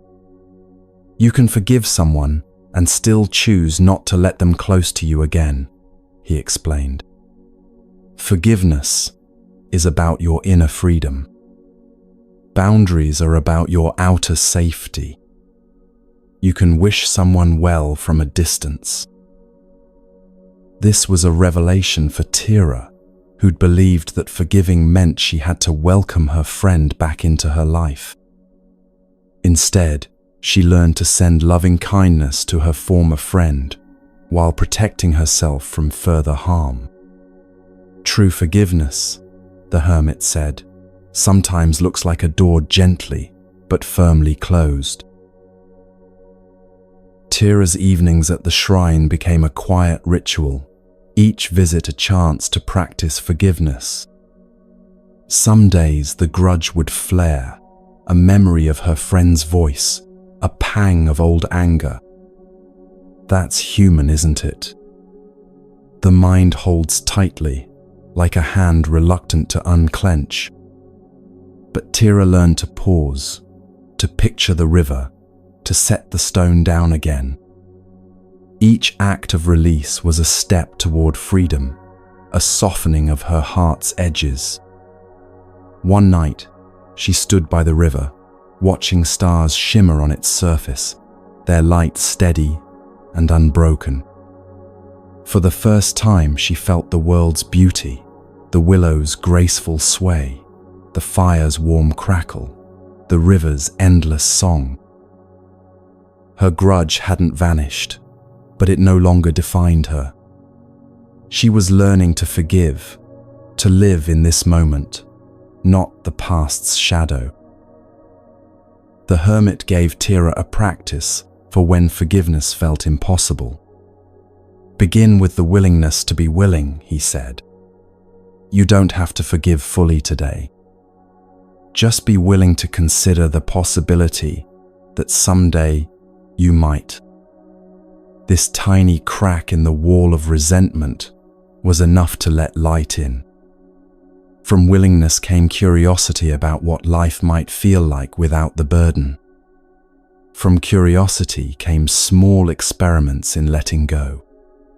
From experiments came the gradual realization that she was stronger without the grudge than with it. Let's try one more forgiveness exercise to anchor this practice. Picture your river again, its waters flowing under a vast, quiet sky. Hold a final stone, a piece of the past, perhaps a moment you hurt someone, or a time you felt abandoned. Feel its texture, its weight, without pushing it away. See it clearly, the moment, the pain, the story you've carried. This is your truth, and it's courageous to face it. Ask yourself, what am I holding on to? Anger, guilt, a need to be seen. Place the stone in the river, letting it slip into the current. Watch it drift, growing smaller, carried far from you. This is forgiveness, not for the past, but for your peace, your freedom. Breathe in, feeling the air lift your heart. Breathe out, letting the past flow with the water. Feel the lightness that grows, the quiet that remains. Months passed, and Tira's journey continued, but now she walked differently. The villages seemed brighter, their colors more vivid. She began to notice details she'd missed before, the way morning light caught in spiderwebs, how children's games echoed ancient dances, the kindness in strangers' eyes. Her satchel felt lighter too, though she carried the same belongings. What had changed was invisible but profound. She no longer carried the weight of unfinished emotional business. The hermit's final gift to Tira was a teaching about the ripple effects of forgiveness. When you release resentment, he said, you don't just free yourself. You free your children from inheriting your pain. You free your community from the poison of your bitterness. You even free the person who hurt you, because your anger was a cord binding you both to the past. Tira understood then that forgiveness was not just personal healing, but a gift to the whole web of life. Her choice to release resentment sent ripples of peace into the world, in ways she might never know. Years later, when Tira had become a teacher herself, people would ask her about the secret to her radiant peace. She would tell them about the hermit by the river, about the practice of placing stones in flowing water. Forgiveness, she would say, is not about them. It's about you choosing freedom over imprisonment, love over hatred, presence over past. She would always add, with a gentle smile, and it's a practice, not a perfection. Some days, I still find new stones to release. But now I know the way to the river. Forgiveness is a gentle practice, a return to the present moment. It's not about denying the hurt or pretending the past didn't shape you. It's about choosing to release the grudge, to stop stoking the fire that burns within. Tira's story shows us that forgiveness is a choice, made again and again, to set down the stone, to let the river carry it. The Buddha's wisdom reminds us that love, for your own heart, your own freedom, is the path beyond hatred. You don't need to carry every wound, every story, every pain. You can choose to let them flow, to let your heart be a river, open and free. What might it feel like to step lighter, to release one piece of the past, to rest in this moment? The Buddha's truth echoes through time like the hermit's gentle wisdom. Hatred never ends hatred, but love ends hatred. This is the eternal law. Not because it's easy or because others deserve it, but because you deserve to live without the burden of resentment weighing down your spirit. Forgiveness is the key that unlocks the prison you didn't realize you'd built around your own heart. And once that heart is free, it remembers how to love, starting with loving yourself enough to let go. Take a moment now to feel the space that forgiveness creates. Notice how your chest feels more open, your breathing more natural. This is what it means to carry less and live more. This is the gift you give yourself when you choose release over resentment, freedom over the familiar weight of old wounds. The river is always flowing, always ready to carry away what you're willing to release. The only question is, what are you ready to let go of today?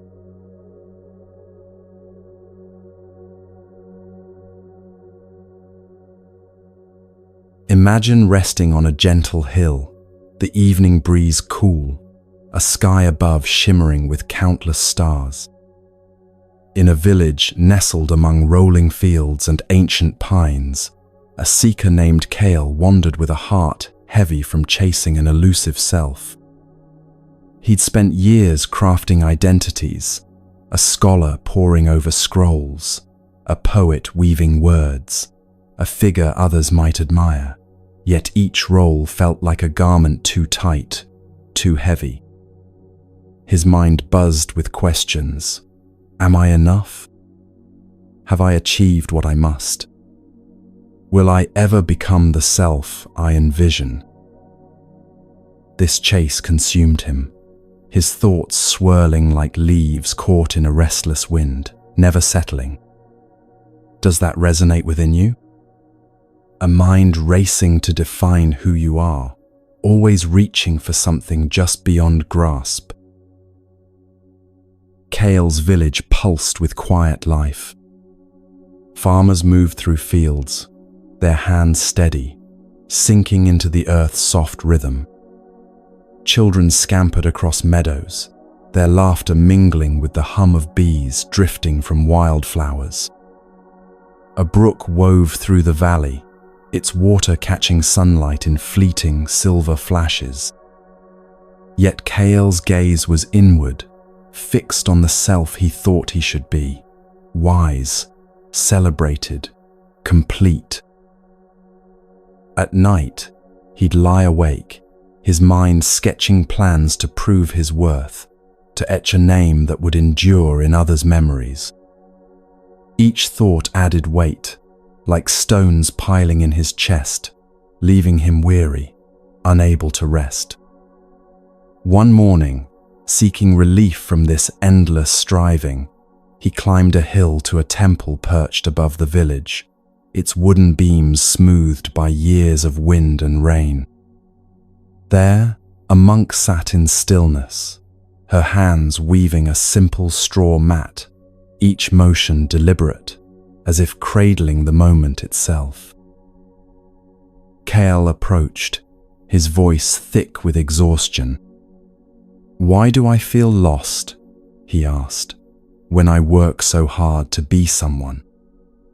The monk set her weaving aside, her eyes meeting his, with a calm that felt like dawn breaking. "Who are you chasing?" she asked, her words soft but sharp, cutting through his haze. Kael hesitated, then spoke of his efforts to master knowledge, to craft perfect verses, to become a self that felt whole.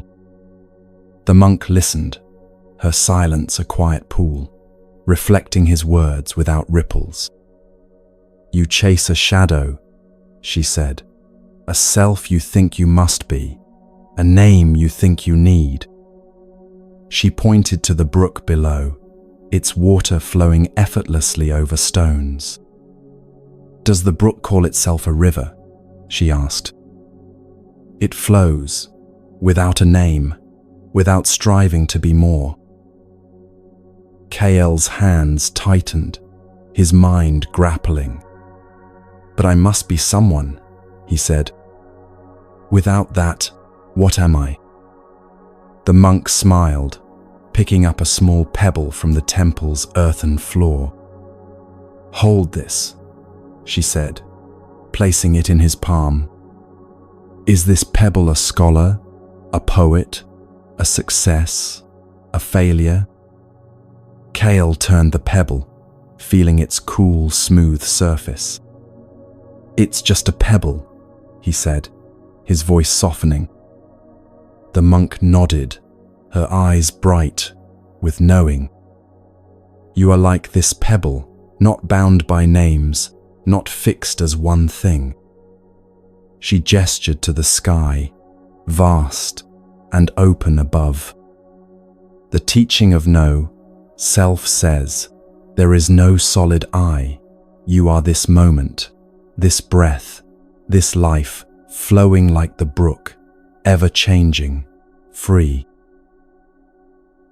This ancient teaching strikes at the heart of human suffering, our desperate need to be somebody, to have a fixed identity we can point to and say, "This is me." But what if that very grasping is what creates our pain? What if the self we're so frantically trying to build and defend is like trying to catch our own shadow? The Buddha taught this radical truth in the Samyutta Nikaya. That which you call self is merely a collection of ever-changing processes. These words, like a gentle earthquake, shake the foundation of everything we think we know about ourselves. We are not a thing but a process, not a noun but a verb, not a statue but a river. Kael sat, the pebble grounding his trembling hands, his breath slowing as her words sank in. The idea of no self stirred something deep, a glimpse of release from the endless chase. "Your suffering comes from clinging to a self that must be," the monk said. "Let go of the chase, and you'll find you're already here, complete in this moment." Kale closed his eyes, feeling the pebble's weight, the air on his skin, the brook's distant murmur. His mind quieted, as if the wind had stilled, leaving only the present, vast and open. The self he'd chased, scholar, poet, hero, felt less solid, less necessary. Could stopping the chase be so simple? The monk began to unravel Kale's understanding piece by piece, like gently untying a knot. "Tell me," she said, "what is this self you seek to become?" Kale described his vision, someone wise, respected, remembered. "And where do you find this person?" she asked. "In your thoughts, in others' opinions, in your achievements?" As Kale searched, he realized he couldn't locate this self anywhere concrete. It was always a story, always a projection, always just out of reach. "The self you seek," the monk said gently, "exists only in time, in memories of who you were and fantasies of who you might become. But you exist only in this moment. Which is more real?" The teaching of anatta, or no self, doesn't mean you disappear or become nothing. It means recognizing that what you've been calling self is actually a constantly changing flow of experiences, thoughts, sensations, and awareness. Like a river that's never the same from moment to moment, you are not the same person you were yesterday, or even an hour ago. Your cells have changed, your thoughts have shifted, your understanding has evolved. So who is this I that seems so solid and permanent? The monk helped Kale explore this through direct experience rather than philosophy. Let's explore this profound teaching together through mindful inquiry. Picture yourself by a brook, its waters shimmering under a wide, starlit sky. In your hand, hold a pebble, an idea of yourself you've chased, perhaps a role like parent or professional, a need to be perfect, a fear of not being enough. Feel its weight, its texture, without judgment. See it clearly, the story you've told yourself, the I you've tried to become. This is your truth, and it's okay to hold it gently. Now ask, what am I chasing with this self? Approval, certainty, a sense of worth. Gently place the pebble in the brook, watching it sink, then drift with the current. This is no self, letting go of the fixed I, resting in the flow of now. Breathe in, feeling the air fill your chest. Breathe out, letting the chase slip away.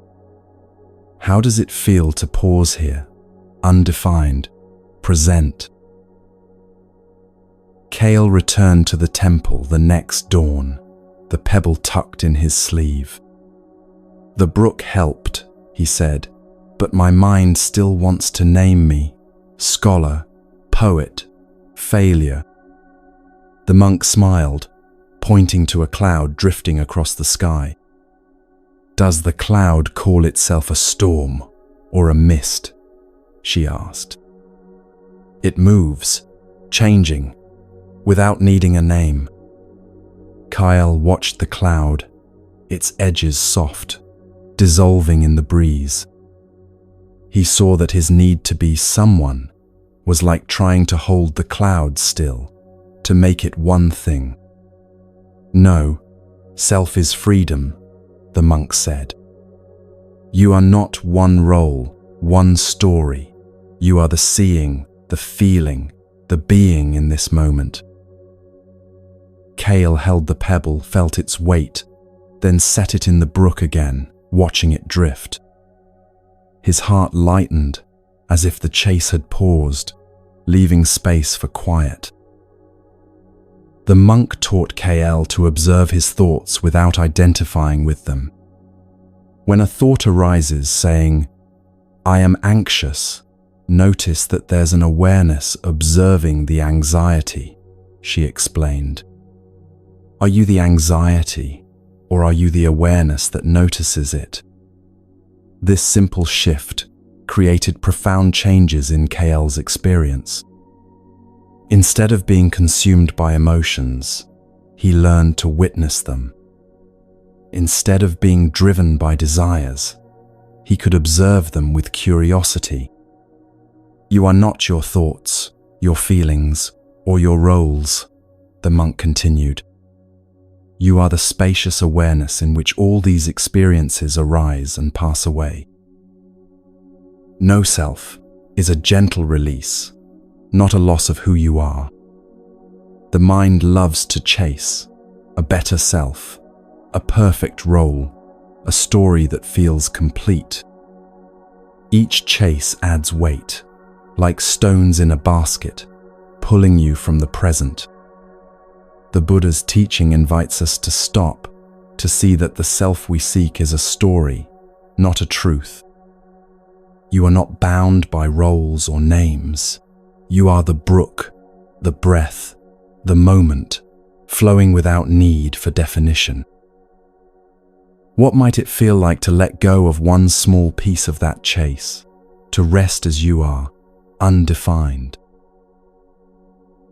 The monk introduced KL to a meditation practice that directly pointed to this truth. Sit quietly, she instructed, and ask yourself, who is aware of my breathing? KL tried to find the I that was aware, but every time he looked, he found only the looking itself. Now ask, who is aware of my thoughts? Again, he searched but found only awareness, open, spacious, without center or boundary. This awareness, the monk said, has no name, no story, no fixed characteristics. It simply is, and it is what you truly are. For the first time, KL experienced himself not as a someone, but as a something, the very capacity for experience itself. Let's deepen this practice with another exercise. Return to your brook, its waters shimmering under a quiet sky. Hold another pebble, another idea of self, perhaps a label you've worn proudly, a role you've outgrown, a fear of not being enough. Feel its shape, its weight, without pushing it away. See the story it holds, the eye you've chased, the effort it demands. This is your truth, and it's brave to face it. Reflect, what fuels this chase?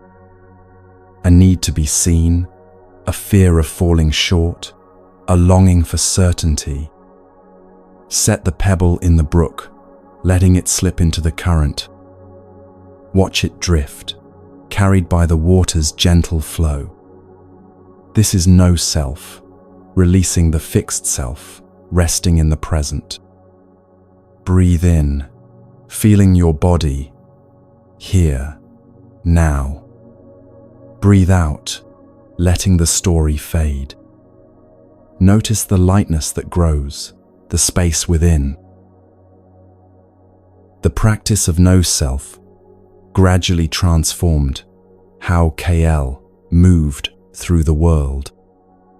Without a fixed identity to protect and promote, he became more fluid, more responsive to life's changing conditions. When criticized, he didn't take it as an attack on his core being, but as information passing through awareness. When praised, he didn't inflate with pride, but remained centered in the moment. When you stop being someone, the monk observed, you become available to everything. Kael discovered this was true. Without the energy spent on self-maintenance, he had more capacity for genuine connection, creativity, and spontaneous joy. The monk also taught Kael about the difference between the relative self and the absolute self. In daily life, you still use names and roles, she explained.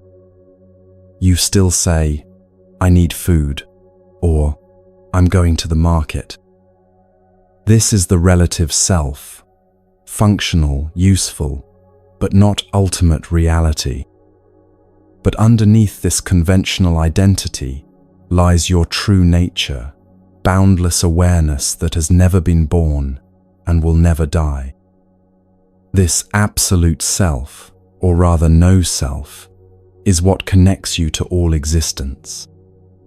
When you touch this truth, the monk said, separation becomes an illusion. You realize you are not separate from the brook, the sky, or any other being. Kael's visits to the temple became a quiet ritual, each dawn a chance to practice letting go. Some days, his mind raced, yearning to be the scholar, the poet, the man others admired. That's human, isn't it? The mind clings to names, to roles, like hands grasping at fading mist. But Kael learned to pause, to hold the pebble, to set it in the brook. Each release softened his need to define himself, opened his heart to the moment. One evening, he stood by the brook, watching its water catch the last light of day. He saw the village anew, the farmer's steady hands, the children's joyful shouts, the bees' quiet hum. He wasn't a scholar, a poet, or a failure. He was here, alive, flowing like the water, undefined yet whole. The teaching of no self also liberated Kael from the tyranny of consistency. He no longer felt compelled to act in ways that matched some imagined self-image. If he felt generous one day and needed solitude the next, both were equally valid expressions of the moment. When you stop defending a fixed personality, the monk explained, you become free to respond authentically to life as it is, not as you think it should be, based on who you think you are. This freedom was initially disorienting for Kael, but gradually it became liberating. He could be scholarly when learning called for it, poetic when beauty moved him, and simple when simplicity served the moment. Let's try another exercise to carry this further. Picture your brook again, its ripples dancing under a vast open sky. Hold a third pebble, another piece of the self you've chased, perhaps a role you've felt trapped in, a success you've sought, a fear of not being enough. Feel its texture, its weight, without judgment. See it clearly, the story, the chase, the weight it adds. This is your truth, and it's okay to hold it gently. Ask, what am I seeking with this self? Approval, control, a sense of being complete? Place the pebble in the brook, letting it slip into the current. Watch it drift, growing smaller, carried away. This is no self, letting go of the I, resting in the flow of now. Breathe in, feeling the air lift you. Breathe out, letting the chase dissolve. Feel the freedom of this moment, open and undefined. The deeper Kael went into this practice, the more paradoxical it became. The more he let go of being someone special, the more special each ordinary moment became. The less he tried to prove his worth, the more worthy he felt. the more he embraced his no-thingness, the more everythingness he experienced.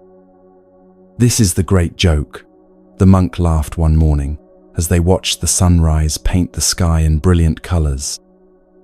"You spend your whole life trying to become someone, only to discover that you were never anyone to begin with, and that this is the most wonderful news possible."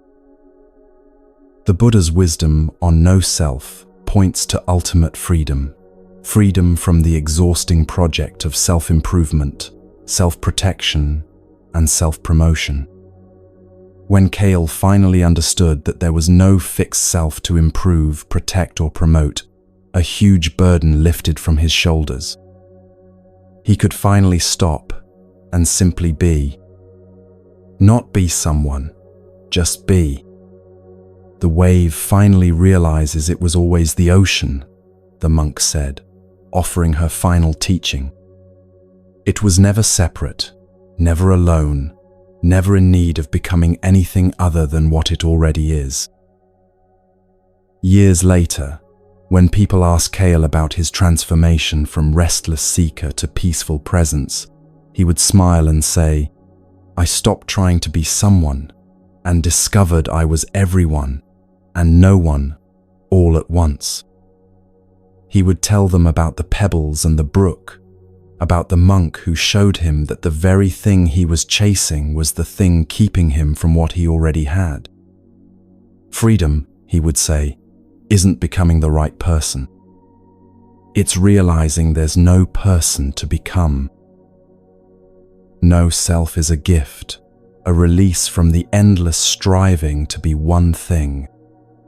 Kale's story shows us that the self we chase, the perfect version, the admired figure, is a shadow, not a truth.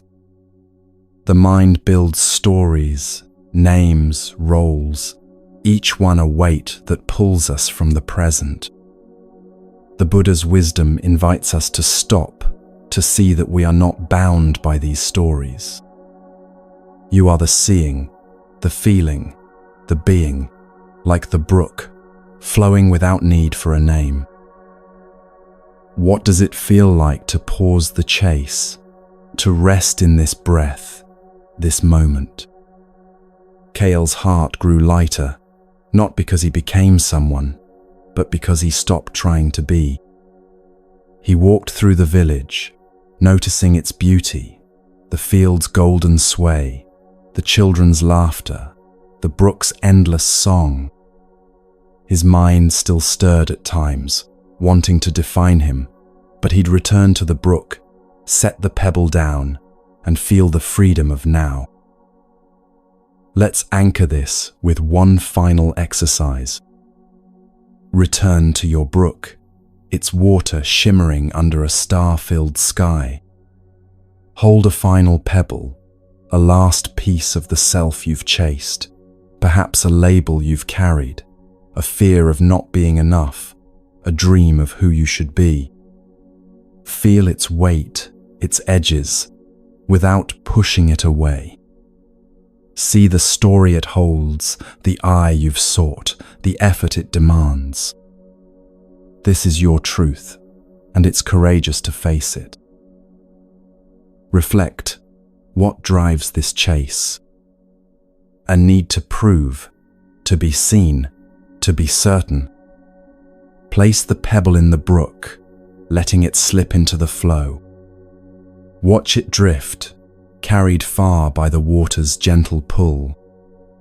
This is no self, releasing the fixed self, resting in the present. Breathe in, feeling your body soften. Breathe out, letting the story dissolve. Feel the vastness of this moment, free and whole. The teaching of no self is a gentle invitation to stop chasing, to rest in what is. You don't need to be a single solid thing to be enough. Like Kale, you can let go of the roles, the names, the stories, and find freedom in the flow of now. The Buddha's words remind us that the self we seek is not found in striving, It's in the seeing, the being, the living of this moment. You are the brook, the breath, the sky, ever-changing, ever-present, free. The chase can end here, now, with the simple recognition that you were never lost to begin with. You were just looking in the wrong direction. Stop looking and start being. Stop chasing and start flowing. Stop becoming and start resting in the awareness that you already are. Deeper now, deeper than you've ever allowed yourself to go. The journey through forgiveness and the release of false selves has carved out spaces within you that were hidden before. Rest in those spaces now, vast and luminous and utterly still. You have traveled to the very core of being tonight. The need to chase anything has dissolved like morning mist. No more pursuing the perfect version of yourself. No more running from what you fear to face. The chase has ended not because you caught what you were seeking, but because you discovered you were never separate from it. This is the deepest rest possible.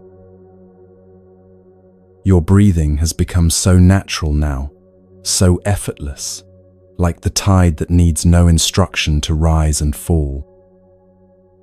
Each breath carries away another layer of who you thought you had to be. Each exhale releases you further into the ocean of pure being. There's nothing left to hold on to, nothing left to become. Feel how light you are now, unburdened by the stories you once carried. Tira's river has washed away your grudges. Kale's brook has carried off your need for identity. The pebbles of pain and pretense have all found their way to the sea. What remains is essence, pure, unadorned, free. The Moon Mine Temple has become your very consciousness now, its walls indistinguishable from the boundaries of your awareness. You are both the temple and the one resting within it. You are the moon, the light, and the peaceful silence that holds them both. This is what it means to come home to yourself. Thoughts may still whisper at the edges of awareness, but they feel like voices from another lifetime. They belong to someone who used to worry, someone who used to strive, someone who used to believe they needed fixing. That someone was never real, just a collection of habits mistaken for identity. Now you know better. The Four Noble Truths have become your lived experience rather than concepts to understand. You have seen suffering, traced it to its source, tasted freedom, and walked the path that leads beyond all seeking. This wisdom lives in your bones now, deeper than memory, older than thought. You carry it like birds carry the knowledge of migration. Your body has become like water taking the shape of whatever vessel holds it, completely relaxed, completely adaptive. Tension is just a memory your muscles are already forgetting. Even your heartbeat has slowed to match the rhythm of planets turning, of seasons changing, of ancient cycles that require no effort to sustain.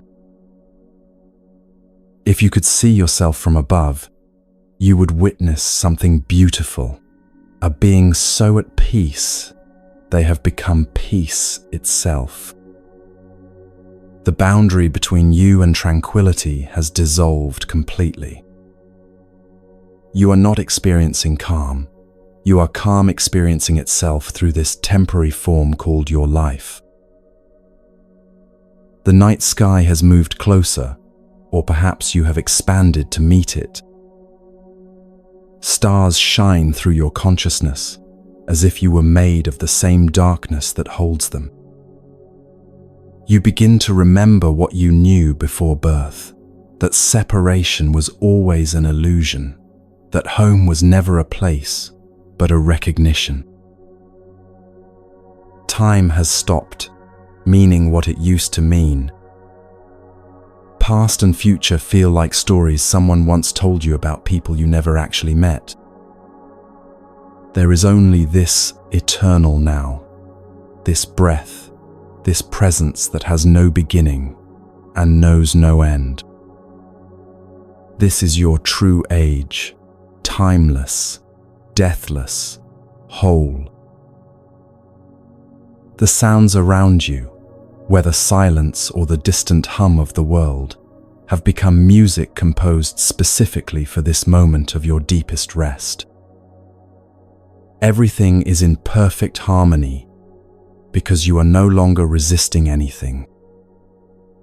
The universe can finally breathe through you unobstructed.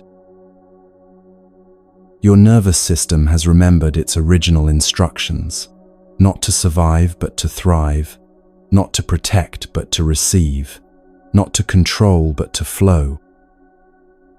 Every cell in your body is singing the song of deep peace, the lullaby your DNA has been humming since the first star was born. You are evolution's gift to itself, consciousness aware of its own infinite nature. The teachings you've received tonight have planted themselves so deeply in your being that they will grow without your tending. Like seeds in fertile earth, they will sprout into wisdom you cannot yet imagine. Your only job now is to rest so completely that nothing interferes with this organic flowering of understanding.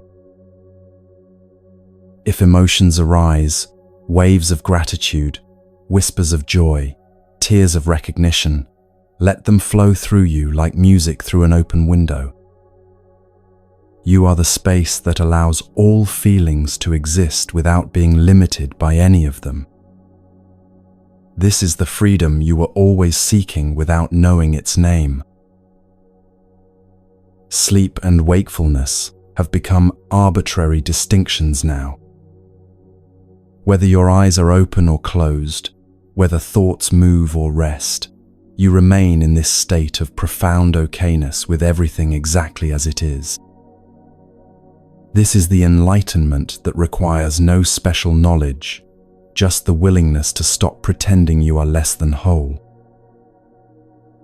The ancient ones who first spoke these truths gather around you now in appreciation. Your willingness to receive these teachings continues their lineage, keeps their wisdom alive in the world. You are part of an unbroken chain of beings who discovered that peace was never lost, only temporarily forgotten. Feel yourself sinking even deeper now into the arms of existence itself. Below thought, below feeling, below even the sense of being someone having an experience. You have found the ground of being that supports all experience while being touched by none of it. This is your true foundation, unshakable and eternal. The Moon Mind Temple cradles you now with infinite tenderness, its light not illuminating you but shining as you. There is no separation between the seeker and the sought, the temple and the one it shelters. You have arrived at the destination you never actually left. Welcome to the deepest rest, the truest home, the end of seeking.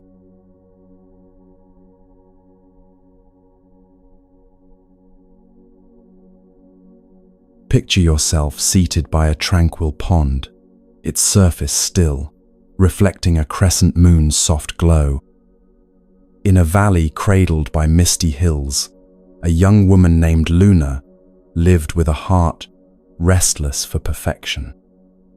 She yearned for a life without flaws, a home always orderly, relationships free of conflict, a self untouched by doubt. Her mind churned with plans to fix what felt broken, to smooth every imperfection, to make life shine like polished stone.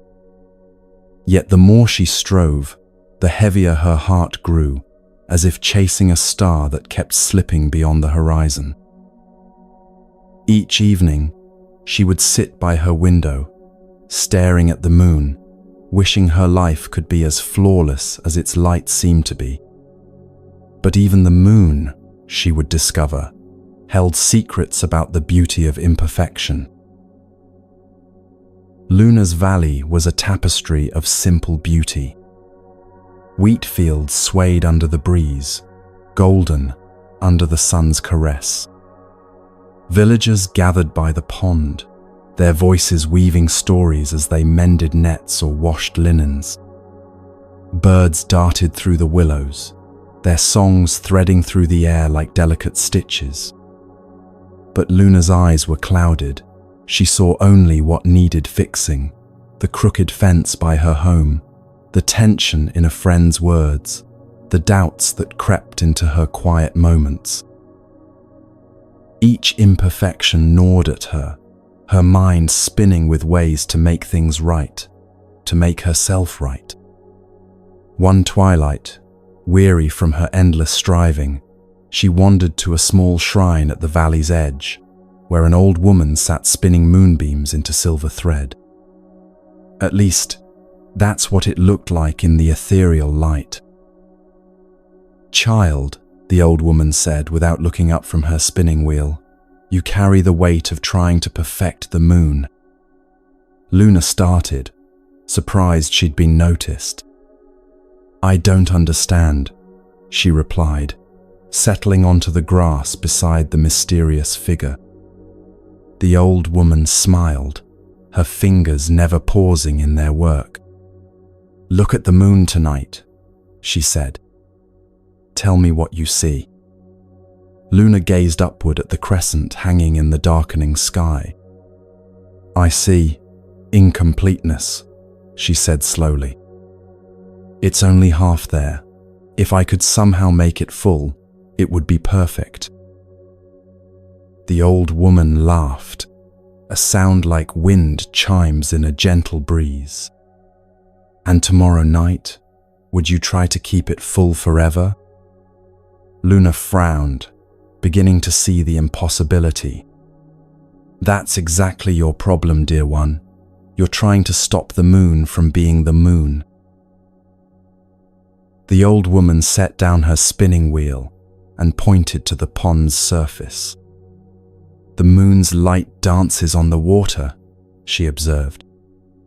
"It ripples, it breaks apart, it reforms.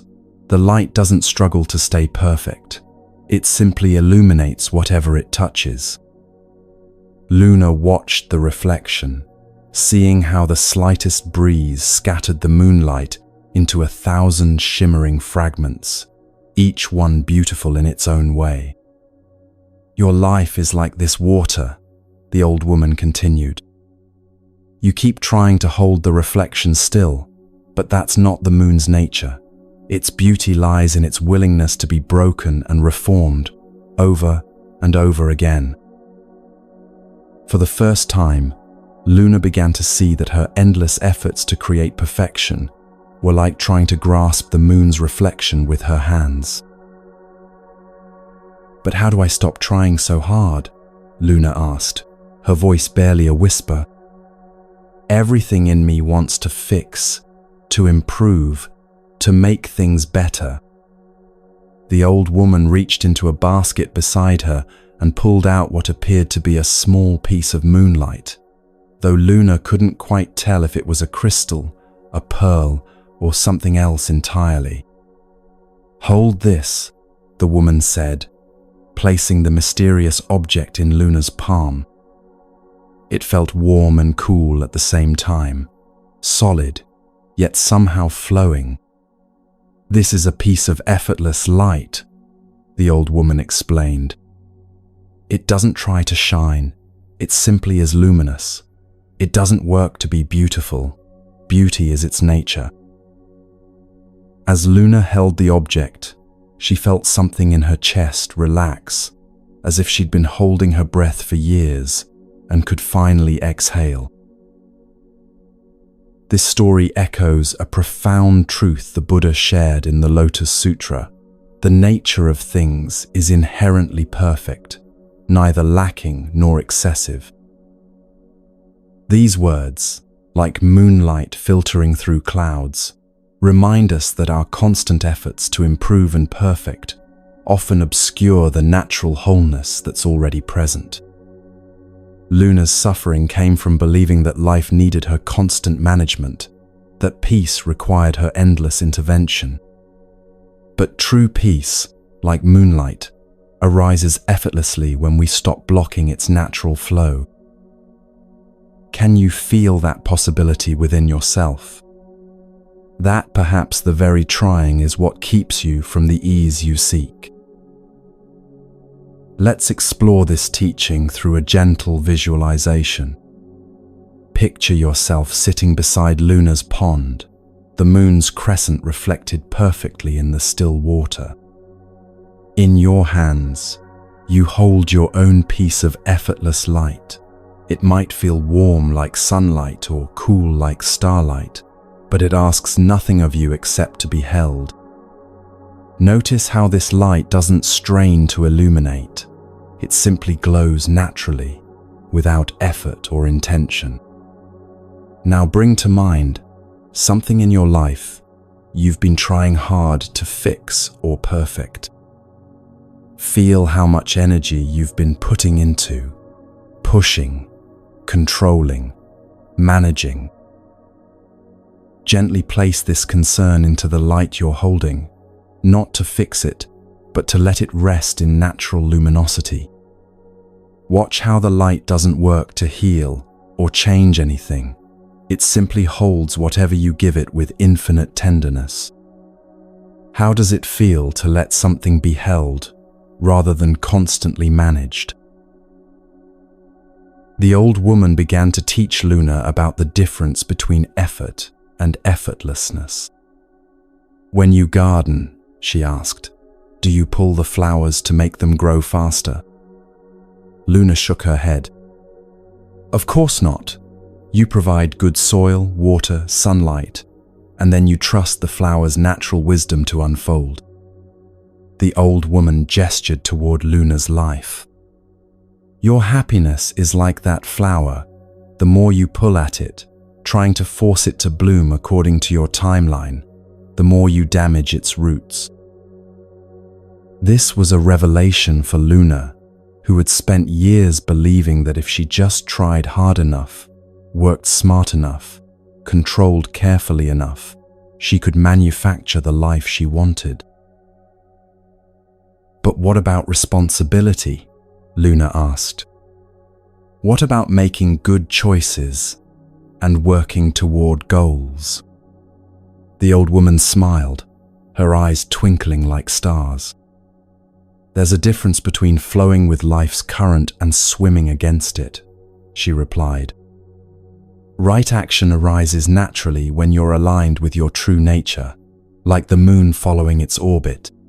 You don't have to force the moon to light the night. It does so by simply being what it is. She handed Luna a small mirror and asked her to catch the moon's reflection in it. When Luna tried to angle it perfectly, to capture the exact right amount of light, the reflection danced away.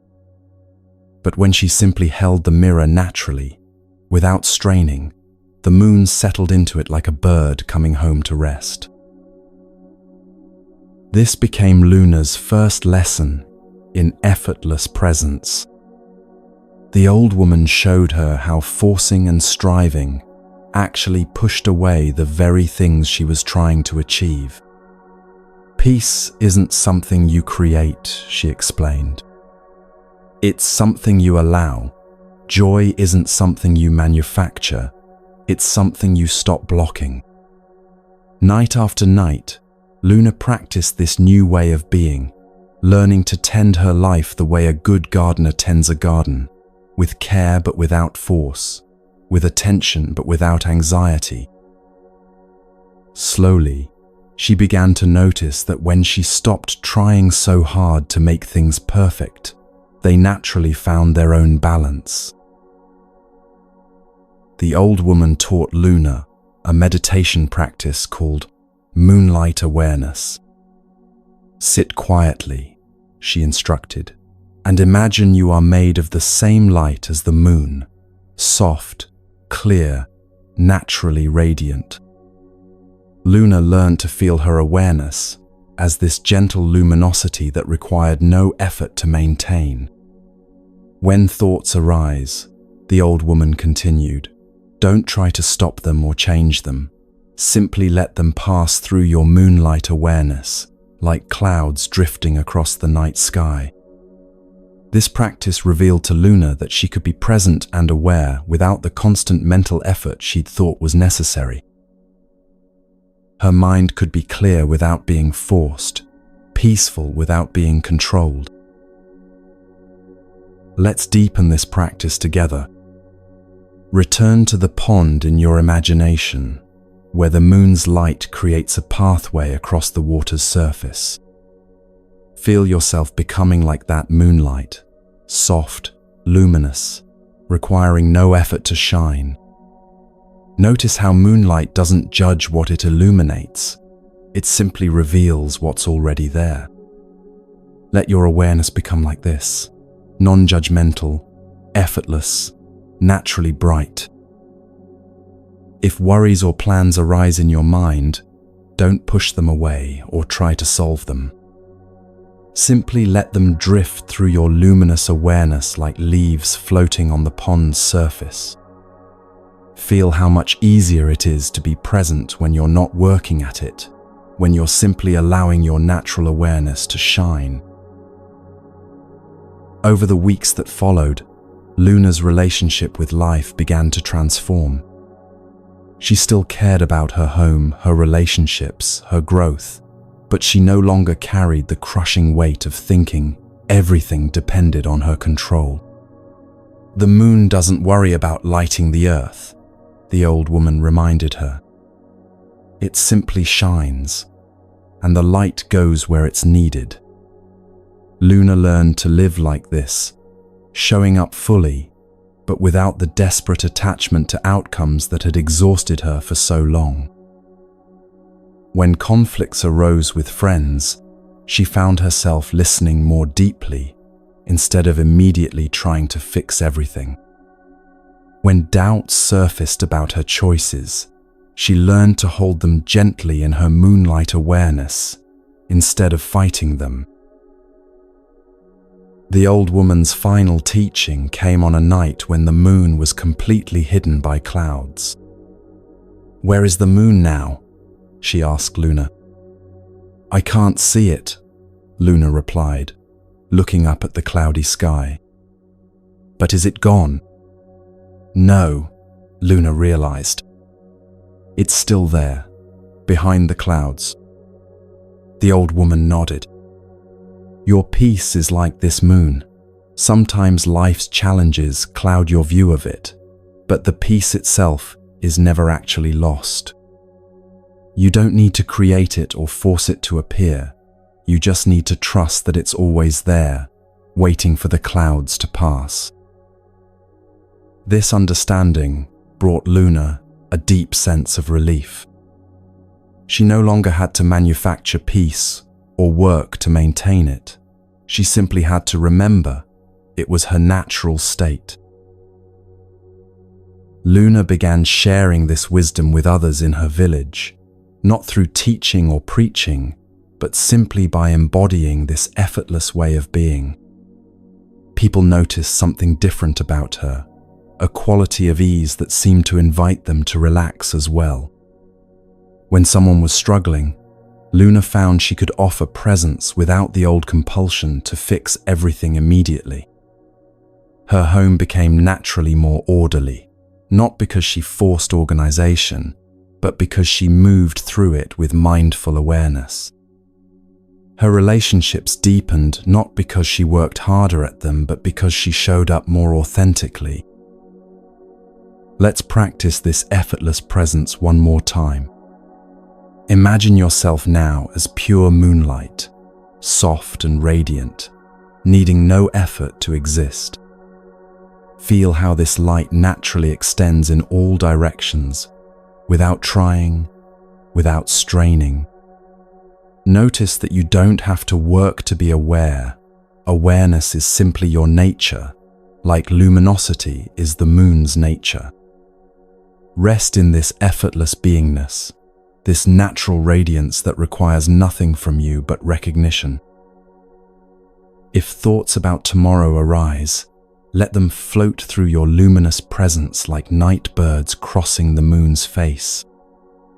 If feelings about the past surface, hold them gently in your moonlight awareness until they naturally dissolve. This is your true nature, not the one who struggles and strives, but the one who simply is, naturally peaceful, effortlessly whole. Years later, when people asked Luna about her transformation from an anxious perfectionist to someone who moved through life with such grace, she would point to the moon. I learned that I was trying to improve the light instead of simply letting it shine, she would say. The moon doesn't work to be beautiful. Beauty is what it is. She would tell them about the old woman at the shrine, about the peace of effortless light, about discovering that peace was not something to achieve, but something to allow. Stop trying to perfect the moon, she would whisper to those still caught in the trap of endless striving. Just let it light your way. The Buddha's wisdom reminds us that our nature is inherently perfect, neither lacking nor excessive. Luna discovered this truth not through more effort but through less, not through doing but through being. Like the moon that shines effortlessly across the night sky, your peace doesn't need to be created or maintained. It needs only to be recognized and allowed. The old woman's gift to Luna was showing her that the very thing she was working so hard to achieve was already present, just waiting for her to stop blocking it with her efforts. This is the profound teaching of effortless presence, that you are already the light you seek, already the peace you pursue, already the wholeness you imagine you lack. Rest now in this knowing, as Luna learned to rest in the moon's natural radiance. Feel how your awareness shines without effort, how your presence illuminates whatever it touches, simply by being what it is. You don't need to work to be whole. Wholeness is your nature. You don't need to strive to be peaceful. Peace is what you are when you stop trying to be something else. Let this understanding settle into your bones, like moonlight settling on still water.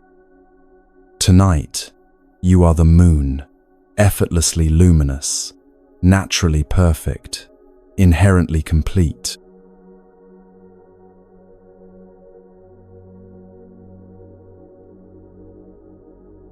Picture yourself resting beneath a wide, starlit sky, the air soft, a gentle breeze carrying the scent of jasmine. In a village nestled among rice paddies and ancient banyan trees, a woman named Arya lived with a heart that had forgotten how to notice beauty. Life had grown heavy with routine, the same tasks each day, the same worries each night, the same feeling that something precious was missing though she couldn't name what it was. Her days blended together like watercolors in rain, each one washing into the next without distinction or joy. She moved through her world like a sleepwalker, seeing but not truly observing, living but not fully alive. Have you ever felt this way? present in body but absent in spirit, going through the motions while your soul yearns for something more. Arya's village was alive with quiet wonders that she had stopped seeing. Children painted hopscotch patterns on dusty roads, their chalk drawings bright as butterfly wings. Old men gathered under tamarind trees to play chess, their weathered hands moving pieces with the precision of dancers. Women hung saris to dry on clotheslines, creating canopies of silk that fluttered like prayer flags in the morning breeze. A river wound through the paddies, its surface catching fragments of sky and reflecting them back like scattered diamonds. But Arya walked past it all with eyes glazed by habit, her mind elsewhere, her heart closed to the small miracles that surrounded her daily. She had become a stranger to wonder, a tourist in her own life. One evening, feeling particularly empty after another day that had passed without meaning, Arya wandered to the village's edge where an ancient banyan tree spread its generous arms. There, she discovered an old man sitting in meditation, his face serene as still water. Around him, he had arranged dozens of small objects, a smooth stone, a feather, a piece of colored glass, a fragment of pottery worn smooth by rain. Each item seemed to glow in the twilight, as if lit from within. "What are these?" Arya asked, her curiosity stirred for the first time in months. The old man opened his eyes, and she saw in them a depth of contentment that made her chest ache with longing. "These," he said simply, "are today's gifts." Arya looked more closely at the collection. "But they're just ordinary things," she said. "Nothing special." The old man smiled, picking up the smooth stone and turning it in the fading light. "This morning, this stone was warmed by the first ray of sunlight that reached the river's edge," he said. "A child skipped it across the water 3 times before it settled on the bank. The ripples it created carried the reflection of a heron taking flight." He set the stone down gently and lifted the feather. This fell from a sparrow building her nest in the eaves of the temple. It drifted down just as the morning bells were ringing, riding the sound waves like a tiny dancer. Arya listened, mesmerized, as the old man revealed the hidden stories within each seemingly ordinary object. "I collect one gift each day," the old man explained. "Not things to keep, but moments to remember. Each evening, I arrange them here and give thanks for what the day offered." He gestured to the fragment of colored glass, which caught the last light like a tiny stained glass window. This was part of a bottle that broke against the rocks by the river. The pieces scattered like green stars across the sand. A young girl collected them to make a mosaic, but this one piece she left for the river to polish. It spent all day tumbling in the current, becoming smooth and perfect. Arya felt something stirring in her chest, a recognition, a remembering of how she used to see the world before life taught her to look past its small wonders. The old man's practice awakened something in Arya that had been sleeping for years. "Would you teach me?" she asked, her voice barely a whisper. He nodded, placing a small cloth bag in her hands. "Tomorrow, walk through your day with eyes like a child seeing snow for the first time," he said. "When something catches your attention, a shadow, a sound, a moment that makes you pause, that is a gift. Place it in this bag, not the object itself, but the memory of the moment. Arya looked confused. How do I put a moment in a bag? The old man laughed, a sound like water over stones. The bag is just a reminder to notice, to receive what each day offers. The real collection happens in your heart. This practice carried the wisdom of the Buddha's teaching from the Anguttara Nikaya. If you knew what I know about the power of giving and gratitude, you would not let a single meal pass without expressing your thankfulness. These words, like seeds carried on wind, remind us that gratitude transforms ordinary moments into sacred encounters. Arya's emptiness came not from lacking beautiful experiences, but from rushing past them without recognition. Gratitude isn't about finding perfect moments to appreciate. It's about appreciating the perfect presence within imperfect moments. Can you feel that shift happening within you even now? The possibility that this very moment, however ordinary it seems, contains gifts waiting to be discovered. The next morning, Arya set out with her cloth bag and new eyes. At first, everything looked the same as always. The familiar streets, the routine faces, the predictable rhythms of village life. But then she noticed a spider's web stretched between two fence posts, dewdrops hanging from its strands like pearls on invisible thread. The morning light transformed it into something so beautiful it stopped her breath. She touched the bag gently, collecting not the web, but the moment of wonder it created within her. Later, she heard an old woman humming as she swept her doorstep, a melody so full of contentment that it seemed to sweeten the air itself. Another gift for the bag. By evening, Arya's heart felt fuller than it had in years, not because anything in her life had changed, but because she had finally learned to receive what was already being offered. Let's practice this together through a gratitude meditation.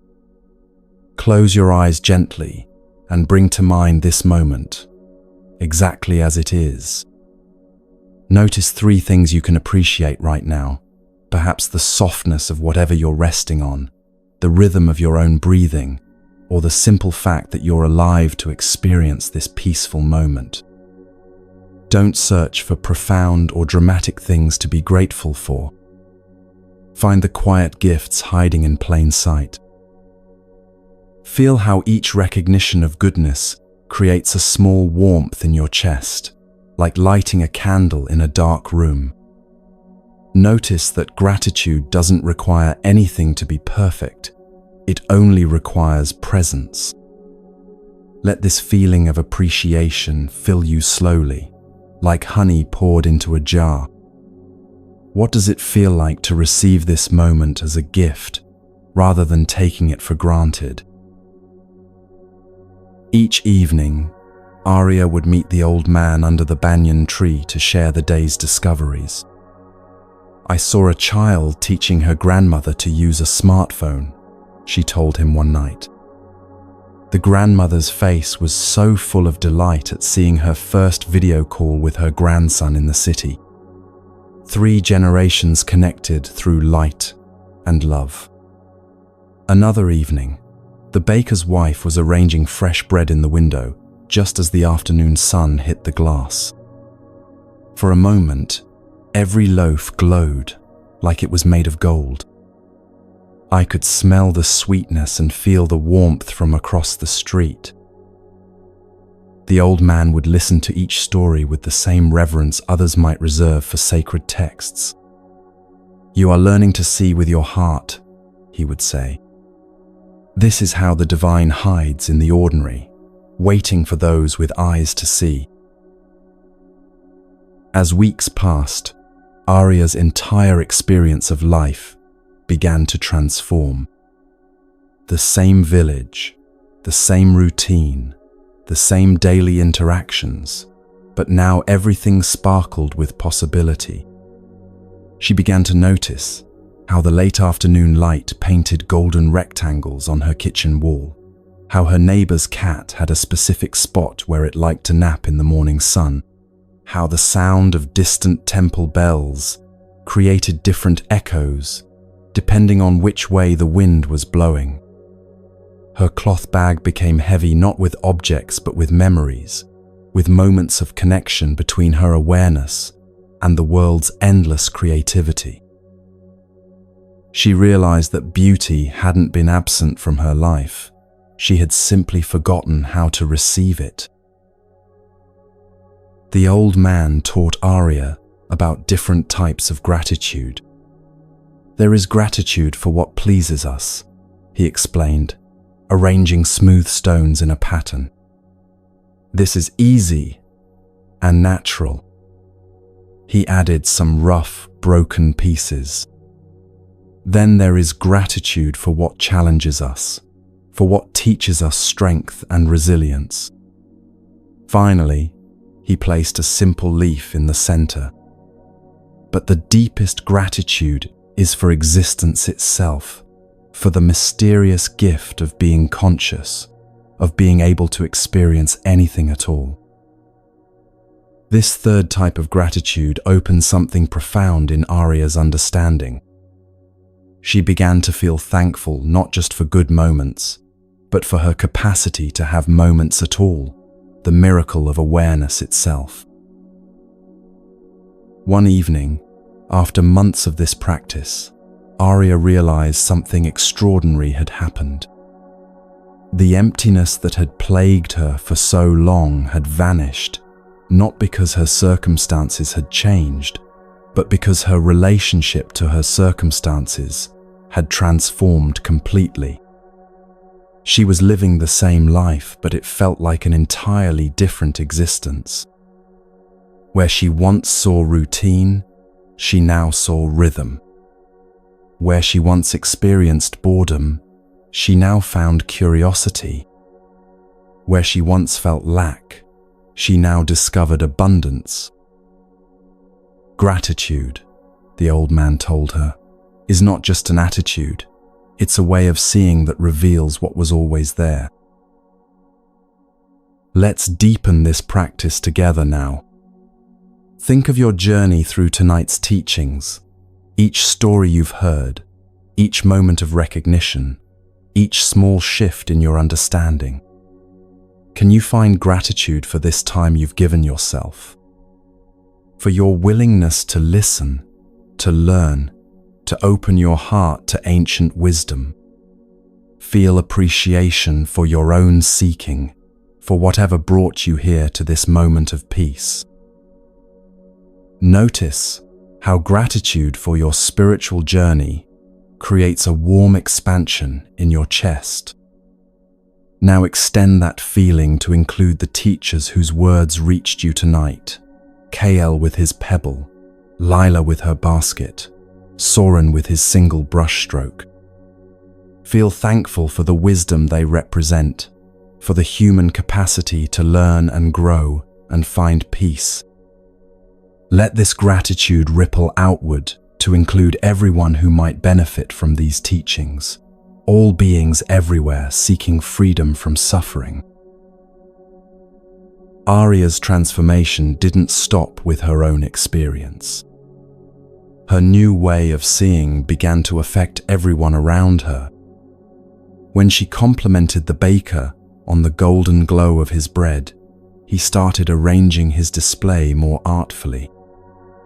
When she pointed out the beauty of her neighbor's garden to a passing stranger, it sparked a conversation that led to a new friendship.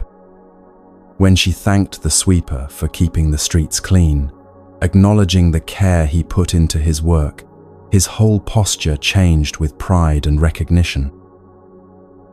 Gratitude, she discovered, was contagious, not because she preached it, but because she lived it so fully that others couldn't help but catch glimpses of the world through her appreciative eyes. the old man shared one final teaching with Arya about the relationship between gratitude and presence. Gratitude, he said, is impossible in the past or future. You cannot be thankful for yesterday's sunrise while it's happening today, nor can you appreciate tomorrow's rain before it falls. He picked up a single grain of rice from his evening meal.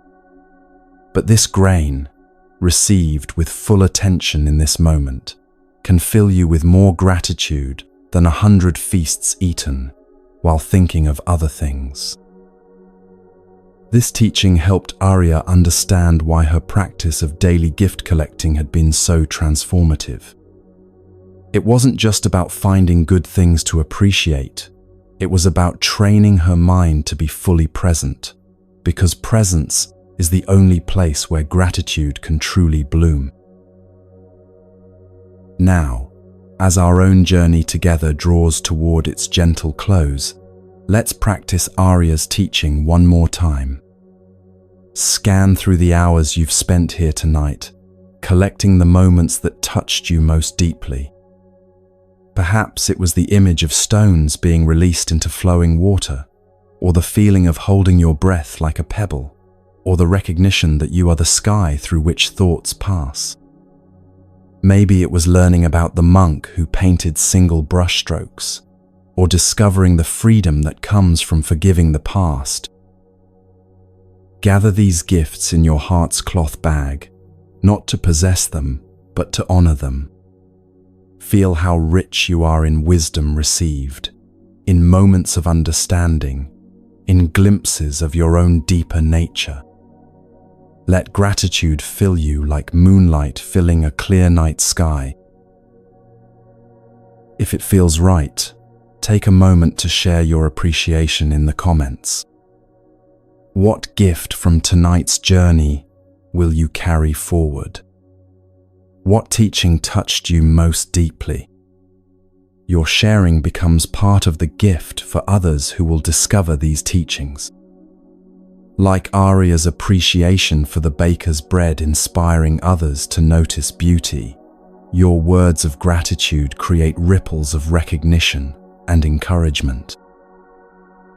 You are part of an ancient lineage of seekers who have found peace and shared it forward, each one lighting a candle to help others find their way.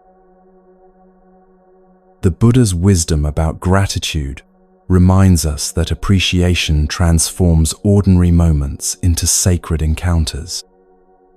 Tonight, you have encountered your own Buddha nature, the part of you that can witness thoughts without being consumed by them, that can release pain without denial, that can rest in presence without effort.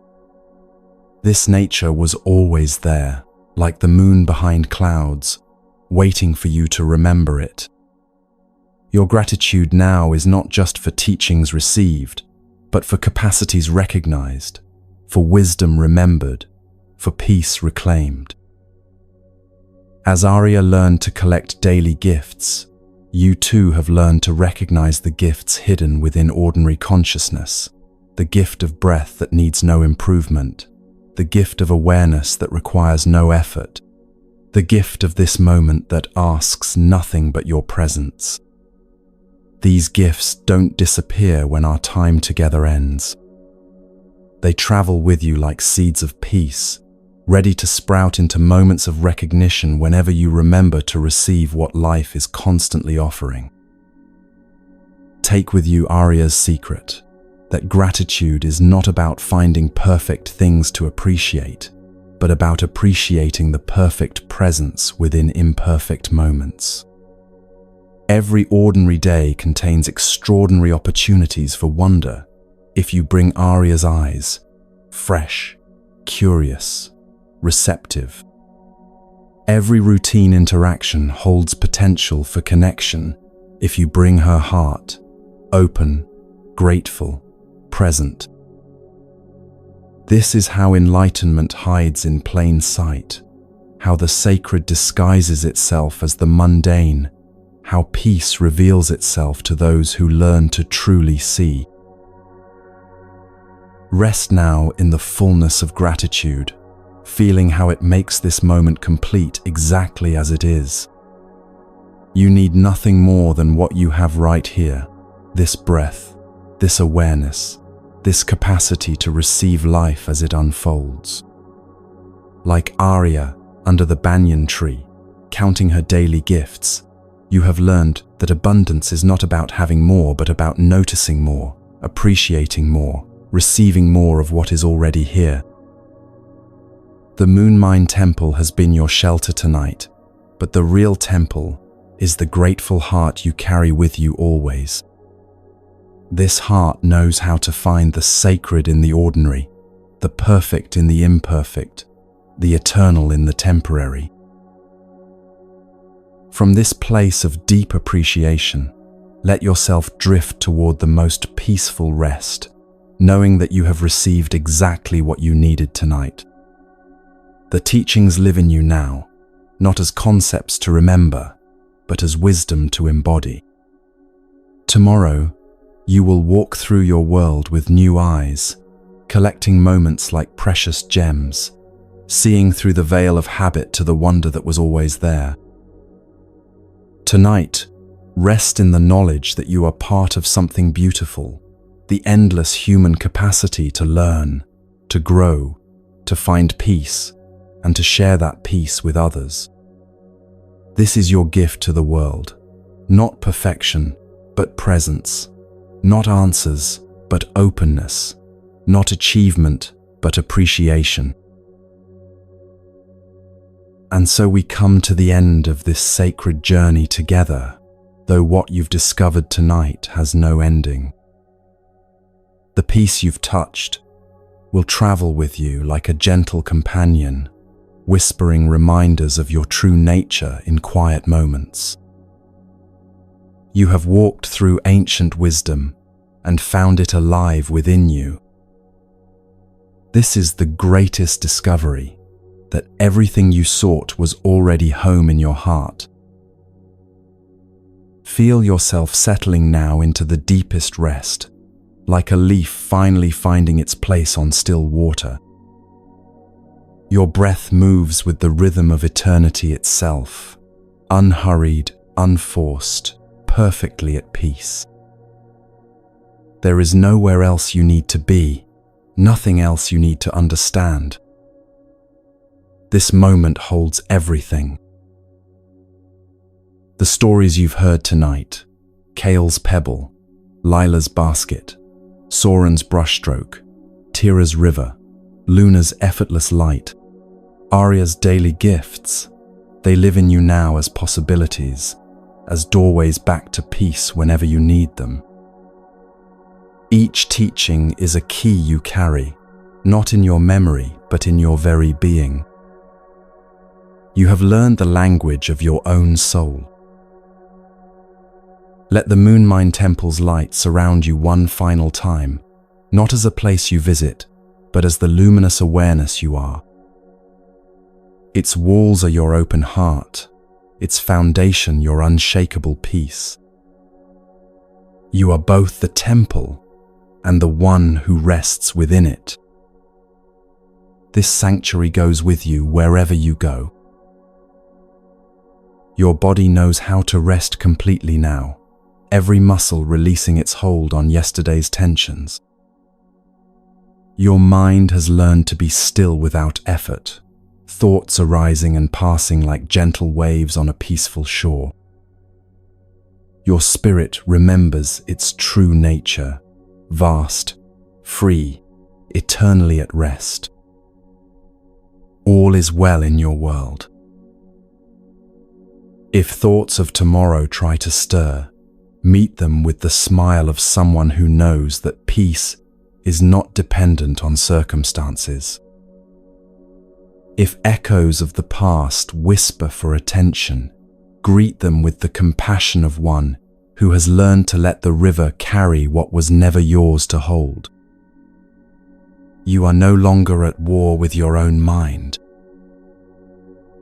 Sleep comes naturally now, not as an escape, but as a return to the source of all peace. In sleep, in dreams, in the space between sleeping and waking, you rest in the same awareness that held you tonight.